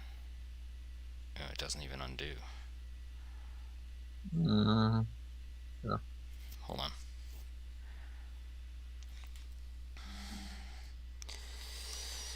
I think we found a bug. Let's see if opening it up. It died. Yeah, but let's see if I open up that save file, whether I can do it. It crashed or do nothing. Well, I can't move them now.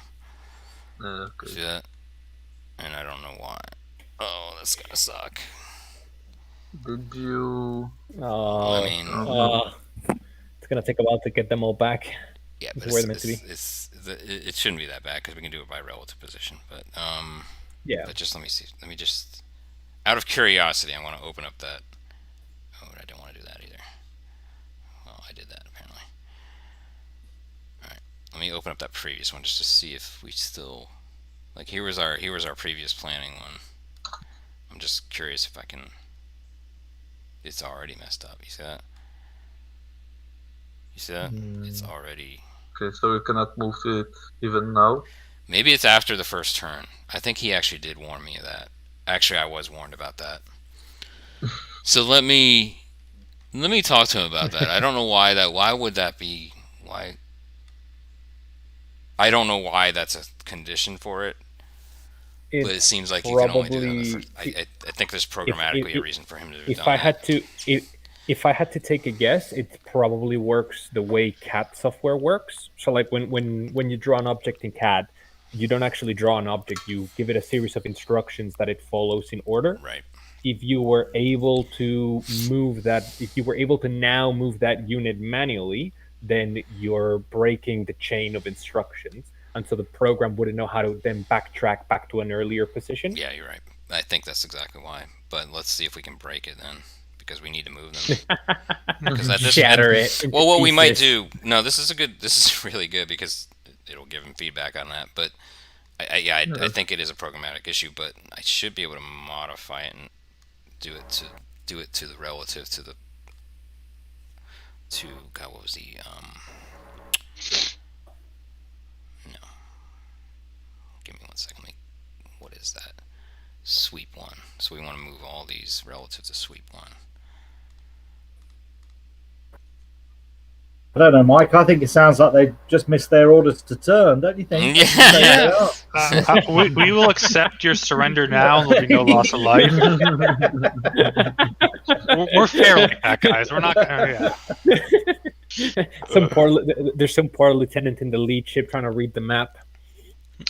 Is it me or do I? Sir, why is Patrol 2 doing donuts? I don't know. If I on the map. I don't know, man. Absolutely.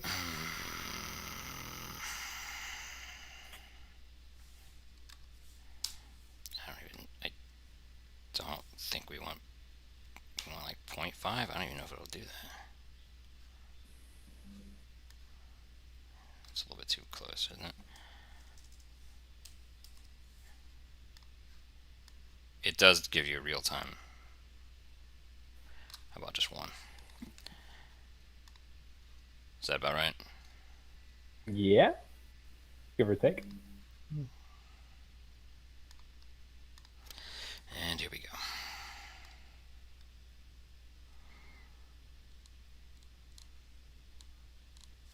It's very good that we have this, but I almost want to ask him to sort that by name. Right? Right. Oh. What's it sorted by now? Is just as they were created? I think it was by TN number, potentially. Okay, so I'm going to just get them over there for now, and then I'll change their... Maybe because it's easier to do it by an int as opposed to... I almost want to not do this at all, and then let this be the lead, and then do it once we finally... Because I have to do this... I think it's fair to say we'll never see those minesweepers at this current... I think it's accurate. I think the scenario... okay, scenario's over. No, I mean, I don't... Well, these guys are going to see each other because these guys are active, right? Oh yeah, but I think we only win or they lose depending on the minesweepers surviving. That's the only metric. And if the minesweepers hug that coast and go out, we're never going to engage them. Let's at least let's play it out for sure. Play it out a little bit more, but especially some of these firing here because we're going to start firing. Well, I want to shoot some capitalist pigs myself. Yeah, exactly. But oh, man.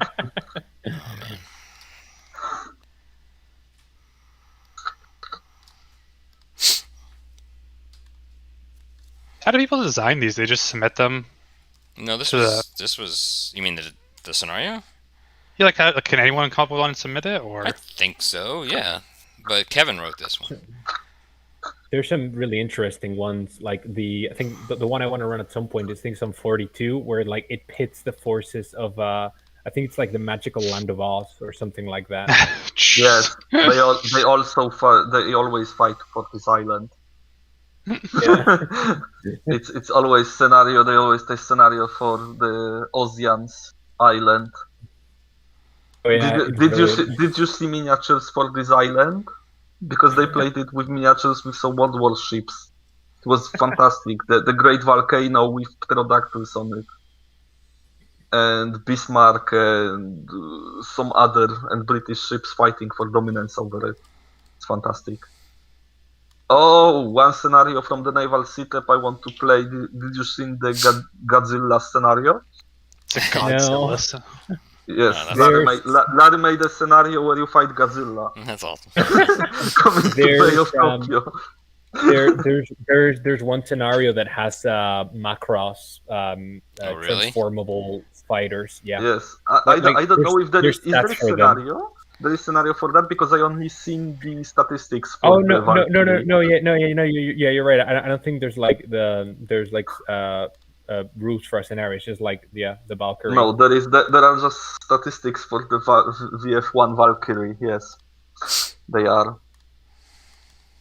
I asked Larry when do we do Jaegers, but he said he couldn't secure rights to use Jaegers, so they are on hold. He's currently in contracts with Harmony Gold. Yeah, let's not go there. All right. They just figured out their copyright issues with the Japanese company. I don't know if you've seen that, but they're now able to mutually distribute each other, Macross and Robotech. Yeah, they did. Just recently. Yeah, I've seen it. Alright, I'm gonna my friend posted it. They only took, I believe it only took them 15 or 25 years to settle that. It was about 20 years, yep. Okay, so I've saved all that. It's not perfect. Okay, now these guys are here as well, correct? Oh, God bless us. I think I'm going to go ahead and go through the process of moving it this time at least, but maybe not the next time. Is that okay? Do you want to go ahead and move them? Yeah. Yeah, all right. This is sweet. Yeah, actually, yeah, exactly. What are the victory conditions? Because I kind of forgot. I think we broke them. How far were we? We were a nautical mile that way, right? Yeah. All right, that's not too bad. All the minesweepers make it to kill naval base. Oh, okay. So minesweepers are basically. Well, I don't think they make it to Kiel too. They just have to cross that line. Right. Yeah. Yeah, I'm reading the conditions right, as they are written, but now that I've done it 1,000 times, I think I'm good. Doesn't take that long. We only need to move minesweepers, so pretty much the Gepards are expendable. Ah, you sound like a true comrade now. Wait, who's gonna get the crops? Actually, I'm much confident because I actually made pre-calculations for the hit chances, and I actually forgot. Goddamn, I was supposed to do, and I forgot to make calculations for the interception by the OSA. But none of the guns can successfully engage Exocet. Basically, all the guns on the East German ships have 0 chance of shooting down any of the exocets. Well, let's hope that they miss. So, and the chance... Peter, I think you lost 3 and 4 there underneath. Yeah, I think I did. Yep, sorry. Let me fix that. Oh, collision. No, sorry guys. No. Oh, I just lined it up wrong. Sweep 5. Where's sweep 5? I was like, I just lost a ship. All right. That's 91. And then, yeah, there's some reading. I'd love to see how the designer of this thought this would play out. Like, does Red 4 have to just sprint for the finish line and then just guard it? Probably, looking at it, that's probably the tactic you should use. Although I don't know, this is from High Tide, because I will tell you this. I'm playing the Shattered Armada. Not most, but I was playing scenarios from Shattered Armada. It is expansion for Command at Sea that covers Spanish Civil War.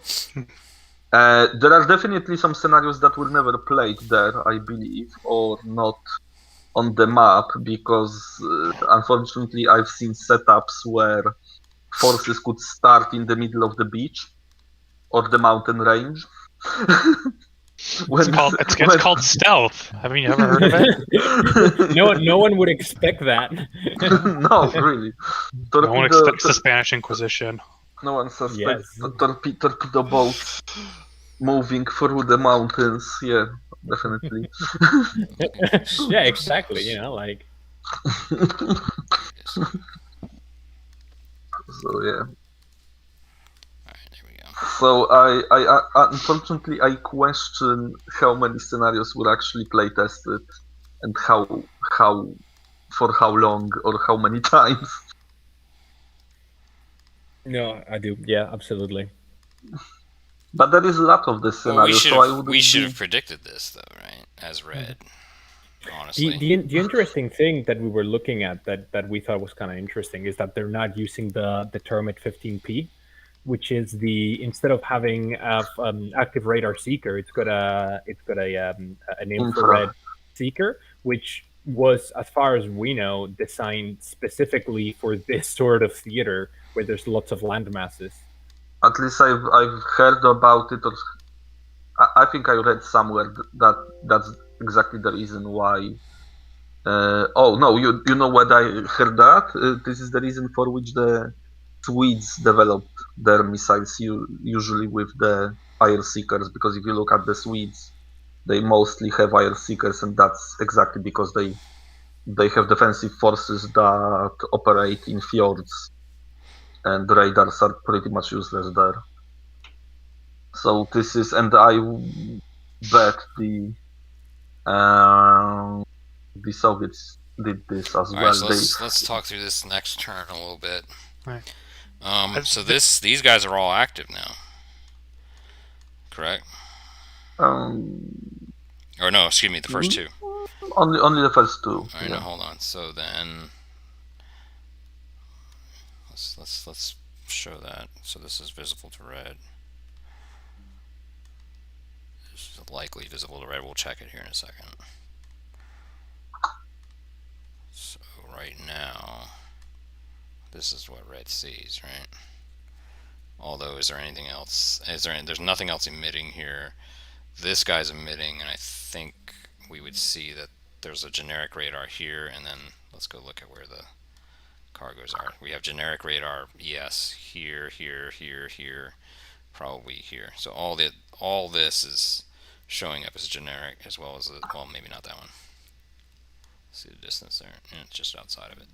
So we definitely are picking up this as ES, general radar. We don't pick any of this up as potentially surface enemy of lethal nature. But we are picking up those two. Well, they've gone active, and we are definitely seeing that.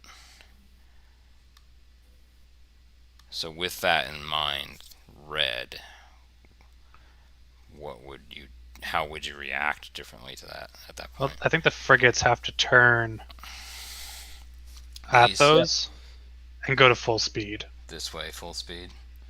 They were going to turn anyway, weren't they? At that stage, sort of. Yeah. And one was going to go active, but I think look! we've... Oh, he did fix the bearing. Remember how you would see bearings of everything? You see that now? Yeah. No. Yeah, that was a major issue before, right? Oh. I didn't even realize that was fixed, honestly. So that's fixed now. Very good. At least when you're in this view. So that's really good. Okay, cool. So we actually see. So I think we would go to 300 degrees and go up to our maximum speed. Let's double check though that these guys could see them. I think they can. So they are small, and these guys are V small. And yes, let's take a look at that. Not this one. This one. Excuse me, showing too much information. All right. So V small. Excuse me, small to V small is 16. What are you checking the detection of your? Because we might not see your radar yet. So small versus V small is 16. And what's the ES? Two. Second gen. So times 1.2, yeah. 19.2. I think you're outside of it. You are outside of it. We don't see you. Mm-hmm. We don't this see is where you they here. would go active, though. Yes, you are correct. They probably still wouldn't see. It's 16 is the. So let's go look at that real quick. So if these guys go active, and we did, they're not Radar line active. of sight's 16. They're actually not active yet. Remember, we had said. Yep. At the end of the here. second turn, they would go. So they do not see them, but do Nope. these guys see them? These guys are V small. At 13, I think they would. So V small. Let's go look at that. V small Peter, is 13. Peter, Yep. you have. I already put it to the spreadsheets you made. Remember, after the slash, I made. Yeah, I know, but I'm not there yet. Oh, okay. So again, V Because small. check. V small is 13. And But they don't have any ES on them, the OSAs. Oh, right. you're Also, right. I think don't. You're right. Oh my God. You're right. Do they not? No, they didn't. They have no ES on them. Oh wow. No you ES. You just slipped right by then. And then obviously no visual. Actually whistling away.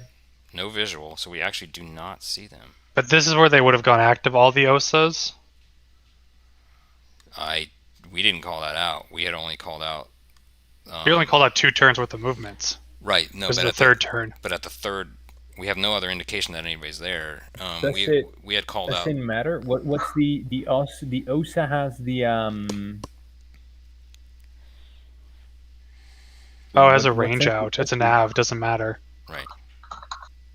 So the only one that we called out. Nav, so eight nautical miles. So you would need to get within 8 nautical miles, which you're not. At all. For what? Nav radar pickup? Yeah. Because it's the only sensor they have. You're right. But it would only be generic, and you couldn't fire off it, correct? Yeah, you're right. How would you fire these then? With what? The P-15s. So you would have to use visual. Either I'm guessing. So visual and command guidance, or actually no. If you're within 15, if you're within 3 minutes of a target, you don't need a fire control solution. You can just fire. You just fire the P-15 in the general direction of the enemy, and then turn on the seeker and let the seeker do the job. But to know where to shoot it, right? We have to get within less than 5 nautical miles of these guys. Well, no, eight nautical miles with the radar. No, but these suck for visual though. Oh no! But you wouldn't need visual. So as long as you're within 3 minute flight time from your target. And for this missile, it's 30 nautical miles. Actually, you don't need a fire control solution. You can just bearing only launch it. You're saying then? Yeah. No. You don't need to fire You from can post just solution. bounce You it. can just fire. It would go straight to the target, and then Yes, the seeker would pick it Yeah, up. but the nav We- only gives you. I think the nav only gives you generic information. It doesn't give you Oh, targetable no, but information. no, wait, But Rubka, but this is what... within 3 minute flight time, you're close enough that it doesn't matter what the But enemy wait, ship guys, is doing. what are The seeker's you... gonna pick it up. Sorry, guys, what are you talking about? Because... What's that noise? I don't know. Who's jamming?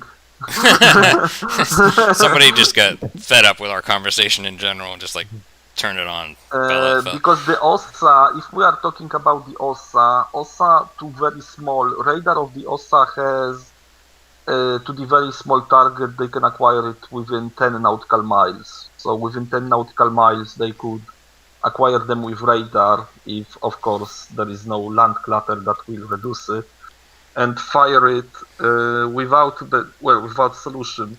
Within 3 minute flight time, they get good solution automatically, and 3 minute flight time for the termite is 30 nautical miles. So which is well beyond. if they go within 10 nautical miles, yeah, exactly. If they go within 10 nautical miles, which is from what I see their radar range, their surface search radar range against very small target, they can attack. Wait, could you shoot us now though with your exosets? If we can see you, Your No, angle I is think so. 90 degrees here though. So if they're heading With this this way, angle, No. no. With this angle, But if we went to tactical turns, right? Blue could turn into us, Which we can launch, we can try right? it But out. launch all of them. We'd have to resolve all of them being hit, and then would we have an idea of where they came from? I would Otherwise, think, we continue sailing and have no when idea. you see it coming at you, yeah. No, you would You would. definitely know the direction from which they came from. You'll find out soon enough. I don't know. Do exosets have waypoints? Because if they have waypoints, No, I don't I think would they always. No, they do not. Not They're not this block. It depends probably on the version, but this version, I believe doesn't, that. yeah. And what's an I don't. extra set for good solution? Hold on. But what for the 30 miles? 30 miles for both. I already checked it for the scenario. So if blue then right now because they pick us up right with their or no we too far away. I don't know. That's a good Our question patrol- too. Let's just look at it from here. So, what is the distance here? Yeah, I would think so. At least Yeah, these it's 16. guys. At least these front guys. So blue turns, shoots all their exosets, correct? And then if we have any surviving patrol craft, then we would know where they were. So okay, let's talk about this again. You both have you know gone the general active. I think direction. let's check who these two see at this point. Yeah, exactly. You went. Hold on. We need to go forward in a turn though, because when did you turn active? You turned active at in the orders for this turn, right? So you really wouldn't get detections until you're done with this movement, right? Yes, exactly. Right. Detection is at the end of the turn. At the end. So what we might need to do is let's just arrange this. Let's arrange this guy where he would end up. He would probably end up more like here, right? Right. Something like right like about that, probably. there. So if I put him at, we're gonna have to kind of jury rig this a little bit. Like maybe. No, we don't want it like that. And let's do it to more like maybe 25. Maybe a little bit more. How about that? There's some parabola. There's some trigonometry going on here that we're not taking into account, but that's all right. We're just kind of rough it. I'm gonna say that roughly there, right? That's you're probably more like right there. As a matter of fact, why don't I just move him? Why don't I just move him here? Where do you think he's end up? And let's just move him to it. So right about here. 147, 147. Neg 96.5. 96.5. Okay, let's do that.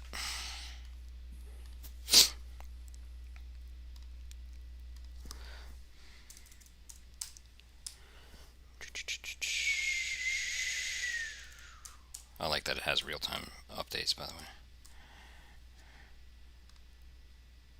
that about right? I think. All right.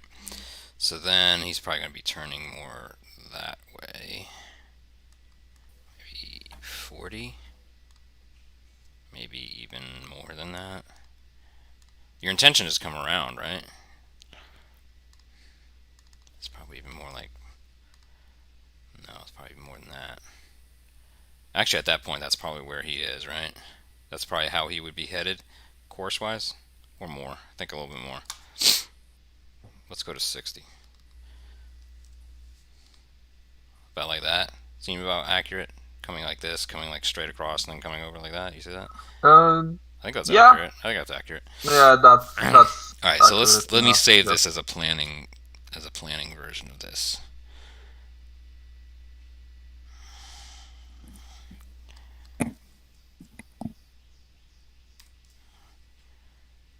Oh shoot. We were actually supposed to... Oh, man. This is me going forward in time too much. Let me put him at 0 speed then. Okay, you understand what I'm saying? That's where he's going to end up at the end of the turn. All right, there you go. He's going to end up there at the end of the turn. Okay, so let's think about this. Let's think about this. Let's check his radar range, because the second guy will be pretty much almost the same. So let's go to tack. Oh, jeez, that's another thing. Yeah. Hold on. Let's go back in time.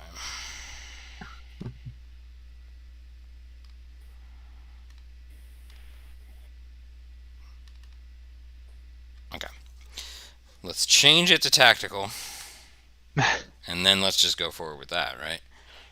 Right. Why the hell did I do all that? All right. But here, while we're here, let me show you this cool thing.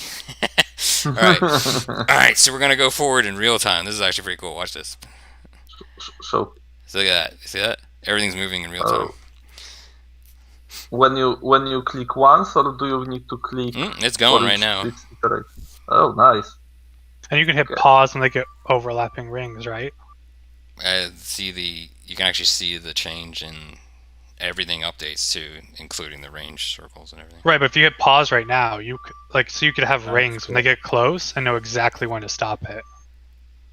Right, and we would then have to maybe rewind and go forward in a minute. Yeah, but exactly. But I'm not gonna. Yeah, but I'm saying like that's a cool feature for like when things get really close. Yes. Yeah, but you still should probably move in 3 minutes increments if you are using the rules as they are, because the 3 minutes now is the shortest increment. It looks like we got to the end of that is seen by the rules. All right, so now we're at 4333. Let me 433.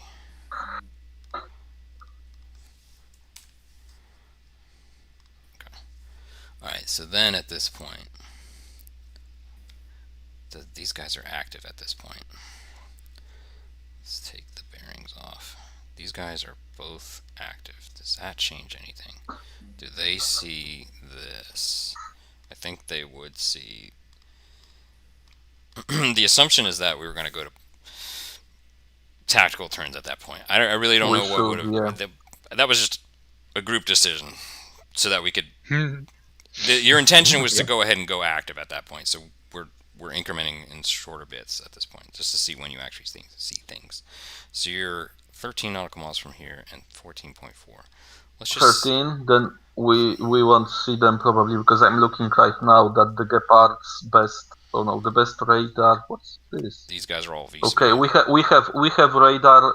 The farthest we can see very small targets on radar is 10 nautical miles. Then they're not going to see them. This is the best range we have. Really? Against very small targets. Yeah, WM27. Against very small, it's 10. You're right. So we managed to drive right past you. Yep. And not see them either. Yeah. Really? Actually, right? Two ships in the night, gentlemen. 2 ships in the night. Exactly. And right now, when I see this, the But the best thing course that of action, the these best guys course of action, need to make sure they don't get through here, though, right? Because yeah, then the best. But look at this. The best course of action actually for the East Germans is going to the strait, because then they can go between the civil traffic and right, hide there, that's exactly what you're gonna and do. Right? wait there for the West Germans, and just blockade this strait. You know, Pierre, he's saying the East Germans should go for the strait Right. and sit in. Yeah. But we Yeah, didn't. they should. No, but we should have. Well, I think we thought we made a mistake just based on our lack of knowledge of the ranges involved. That's right? why they want. And we didn't know that war games are for, to learn. We didn't necessarily know that they were going to hug it. We could have assumed it, Yeah. but we didn't. Yeah, we didn't use the speed either, did we, Mike, of the OSAs? Right. Should have put the pedal to the metal No. in the OSAs. And How fast did you go with Osas? They're going Only 20. 25. 25. Oh, Yeah, they 25. should have been going How fast they can go? Because I 35. don't remember. They can go up. Oh, to- you can go 4D in these things? God damn. Yeah. We should have been Yeah, you should put- hauling. wow. You Again, should have been putting pedal to the metal and go. I mean, we could Yeah. speed them up real quick, and I think at that point they might have speed up. Is that a logical assumption that they at least would have sped up, right? I don't know, really. Really, 'cause I think only under if I'm getting close to at combat would I go to full speed. Otherwise, I'm cruising. Also, we just turned on this radar, right? That's what we Yeah. had called out. Yep.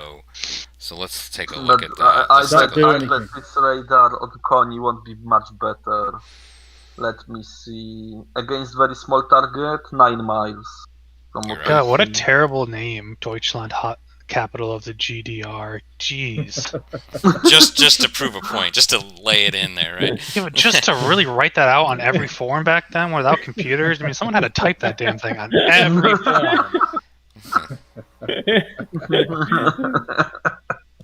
I think you need to go for re-education there, Mike. I'm sorry. Yeah.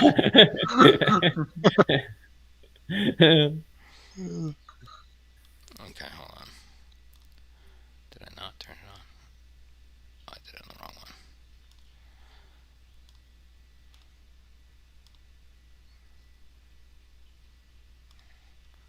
Okay, so small. Yeah, you're not small anyway. All your stuff's be small. So yeah, we made a mistake. What really mean, saved us is that we are very small targets. Absolutely. All of them. Oh yeah. Yeah. And also visibility's crap. Oh, let's yeah. think about But it that wouldn't this change much, right? 5 nautical miles max. So let's see. Let's just say we haven't seen anything. We haven't seen anything. We haven't seen anything. I'd say let's go ahead and go one more turn real quick. Okay. I'm just gonna let him go, so we can see that functionality. Be cool. I do love the way they Yeah. look. And right here, by the way, Happy. look at that. You can see the position time as it goes. So let's just maybe even inch this up a couple more, because there's a certain point where these guys would go active, but they only have. Let's take a look at. They only have those nav radars. Is that right? Yep. No, Yeah. Yeah, they only have the nav. OSA? OSAs. Yeah. The OSA has MR 302 Rubka. This is nav? No, this is SS, surface self. Yeah, it's but got a it's surf- still it's a Rango. 9 nautical miles against. It's 9 nautical miles against very small Looks targets. like 10 rang out. Oh, sorry, 10? No, I see 9 here on your spreadsheet. No, right here. You're down one more. You're looking at the Oh, conies, Yeah. not the Oh wait, OSAs. I didn't check the. What was the MPZ? Oh, It's sorry, 10. I'm looking the Coney. Yeah, right. Sorry, guys. 3 10. are I think the reality, Mike, 28. the reality is we should have used the conies as 10. kind of shepherds for 2 groups of OSAs, really, and used their radar, shouldn't we? Yeah. Rather than splitting them separately, because then the OSAs are blind, aren't they? Yeah, they They're are. not that bad, but yeah, they're not great. If the blues were bigger, they would have a. And they don't yeah, know, but- and the reds don't necessarily know, right? No, you instead of looking for them, probably the OSAs should make So again, the best here, see speed, here's the best speed here to blockade the entrance. see like again, yes, because you're right. because they have large speed advantage over minesweepers, which only can make 14 knots. So we did horribly. That's all right. Yep. That's what wargames are for, to learn, right? Where are we at? But I would like to play it again with the knowledge, especially that I need to calculate some things. And I finished the OSA model. It doesn't have textures yet, but I can make models for all of them, so we can show it nicely in tabletop. Yeah. Although OSA is such ubiquitous ship, it will be used in many scenarios probably. Well, we broke the scenario, everybody. That's fine. Yeah. The question, we did exact thing that would break the scenario. the important things. What were the questions? Because Peter, you definitely have some pointers for the Simplat functionality. Right. Yeah. So some of the things we called out was the potential of doing like a task group marker instead, and having like a list of units that would be relative to that TG pivot point, right? So like, for example, if that was the pivot point, if it was, in its attributes set as a task group leader, and then these guys would be in because otherwise we need to do a lot of trigonometry. That's a lot of trigonometry to figure out what speeds at what degree do they all stay in formation. Instead of putting that on like Kevin's a design into the program, you probably either just want that or the functionality to change like in other words, bearing and speed of in the scenario file itself. I should have just labeled that as a task group, and we should have just moved the one unit, and then we come up based on. Oh, interesting! Because then you could rotate everything around that point, almost like you were translating it in an editor. Right. Kind of the same idea that would come. I'm just trying to think about how to do this without Kevin writing code for a year, because that would take a lot of coding. Just from we're not unreasonable, Peter. Okay. 9 months. Okay. 9 months. So for use case for us to be able to manage this scenario better, we should have kept a lead marker ship for each formation, and then keep a even if it was a manually written formation. There's ways around this as a user, as users, right? Mm-hmm. So I think it's a big ask to try to get that. Now, being able to like maybe even lasso certain numbers of units and then setting the formation and speed of that might be something worthwhile in the next 6 months, whatever range. But that would absolutely, because I don't think that should even be all that hard, because all you're doing is like just like editing multiple values at any. Right. Well, what you could do is just have it specific to that, right? So in other words, if it was specifically formation, course, and speed changes, where you can and it's expected for task groups to be either like I could even say right click formation move, and then if you control click on all the other ones you want to move with it, or something like that. So there's so many different ways you could do that and make it easier to program. So whatever, we can think about that later. All right. So an interesting scenario. I think I'm gonna end it here. The two things I would like to see it after the. We need to ask the. I don't know what's the best way right now to ask Larry or Chris what they respond to fastest. To mail or something, because about the command, because this scenario shown that the command guidance is too broad. It is too broad and too vague. I think that's a pretty straightforward question, though, right? It's a pretty straightforward question. Right. In order to do a command guidance, do you need to have active radar on? That's it. It's pretty straightforward. Right? Yeah, but here's the problem, because they called it command guidance, and they wrote that you need to be within radar horizon to guide it, and it is fine, because this is saying you are commanding it by wire or by radar waves. and that's fine. The question is what kind of detection you need on the target in order to use command guidance. Do you need radar? Because if I don't know if they are used, but Hellfires are included. I don't know if TOWs are included, but for wire guidance, you can guide some wire guided missiles by visual means only. And that's the question. What kind of detection, minimum detection needs on the target to use the command guidance, and what type of command guidance? Because this is too vague. Another interesting change to this scenario, or variant to this scenario, would be to use the P15 the higher version. That would be interesting because this would change the Blues response or Blues tactics very much. Looking at the blue ships, if they get shot at, do they have anything that can shoot down the missiles? Yep, no. they have guns. I calculated they everything have point beforehand. Defense. I can give you all numbers.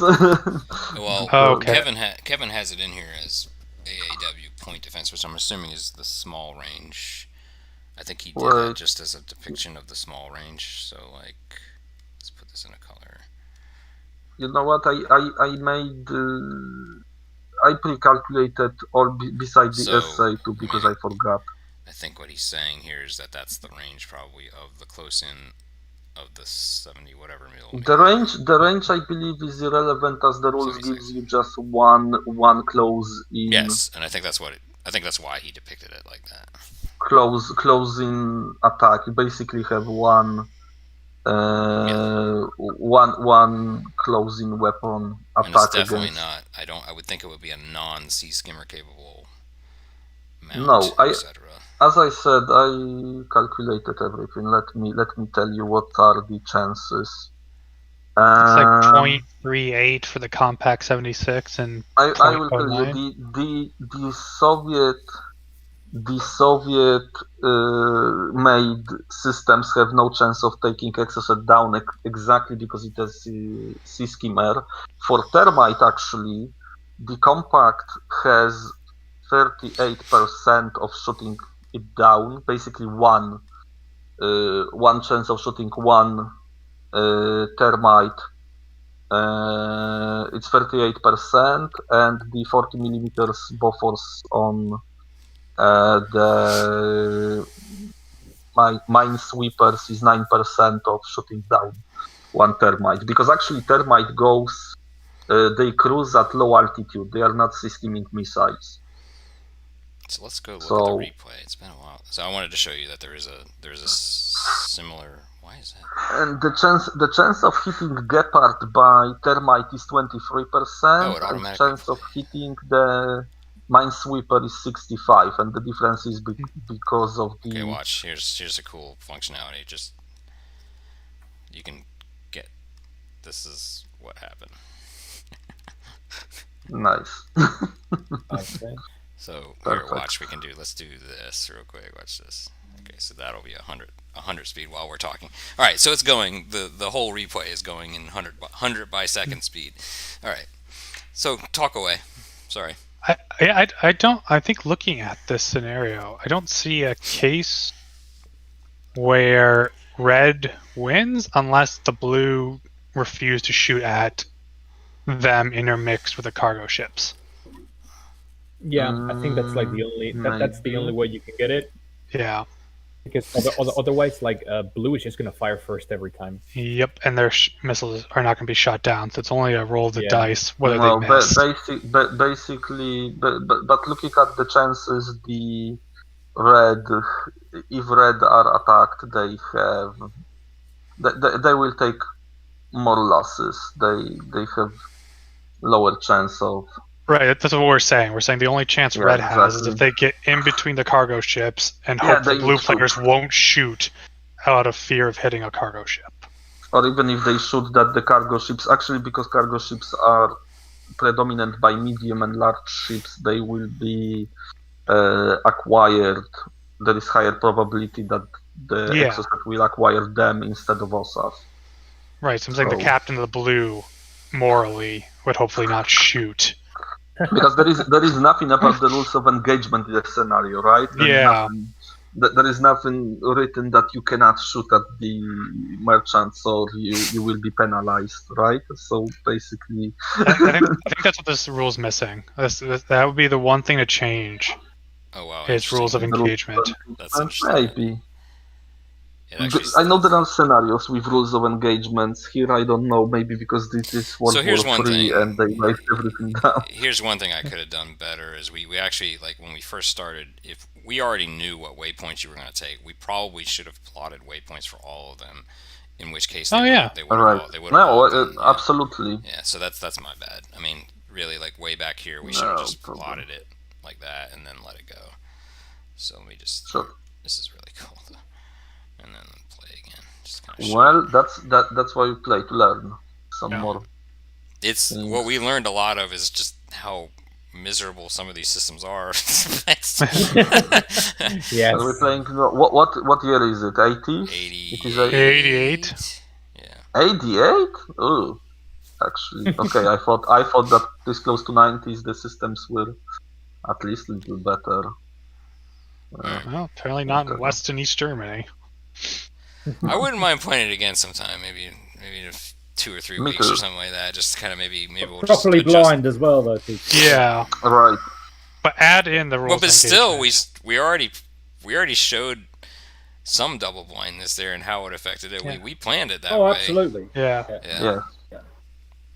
So actually, this is probably the scenario where you can just run on standing orders. I bet this could be run on standing orders. Well, then you'd alone. have to do waypoints for the whole thing. Yes. Yeah, but you should make us do that. Sure. Yeah, we should plot waypoints for the entire thing and then slowly go through it. And then if we get to a point where they could shoot, change, then we would stop it and change it, and etc. Exactly. And it allows you to change, especially the if you throw in like a couple of bits. So like for example, if we had plotted these guys all the way up here and all the way up here, if we got to this point and we had the turn set, we could always delete all the waypoints and redo the waypoints, from what I can tell. So that's how we'll do it. Does the old sitrep have the last sitrep have a scenario in it? I forgot.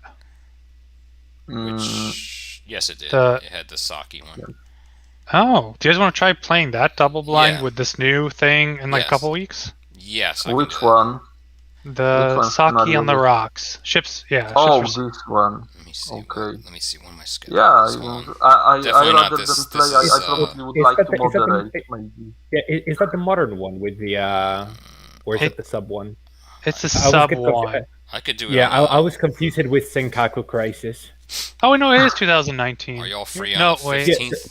No, so there's Saki on the Rocks and the Senkaku Crisis, and they're both I always get them mixed up. But one of them is the sub one where they're trying to find the submarine that's been injured, and the other one's the one with the Chinese. Are you all available on the 15th, Saturday? 15th. So for right now, yeah, I think so. Next Saturday morning. Starting same time as. Roughly, but maybe we'll give. Sorry, is it Dave? D-Rep? Is it Dan? Oh, Dan. I'm sorry, Dan. Maybe we'll push it back an hour just to give Dan a little bit. Dan, you're on the West Coast, aren't you? Yeah, that would be cool. Yeah, I might. So maybe Dan, you don't need sleep. Come on. No, if my only contention is that I probably cannot do this earlier than today.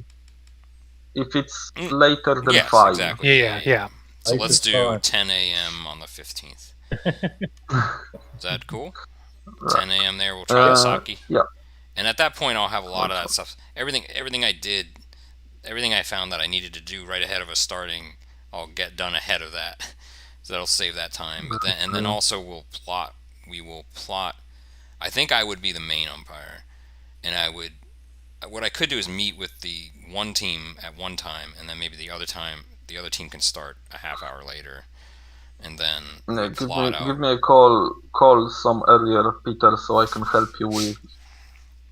We could still do the standing orders thing, though. Right, but what I would want to do is I have to plot your waypoints for you, basically. Oh. So make us submit them ahead of time.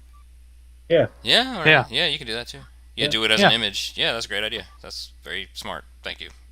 Yep. Just say like within 96 hours or 72 hours beforehand. Just give me your waypoints if you don't find anything for 2 or 3 hours. Is there not a way of us doing the movement in Simplot and sending you a file? No. Well, I'd have to do a lot of concatenation of files, which I wouldn't want to do, honestly. It's only a thought. I've not used it before, so I But don't know. he is thinking of including that functionality.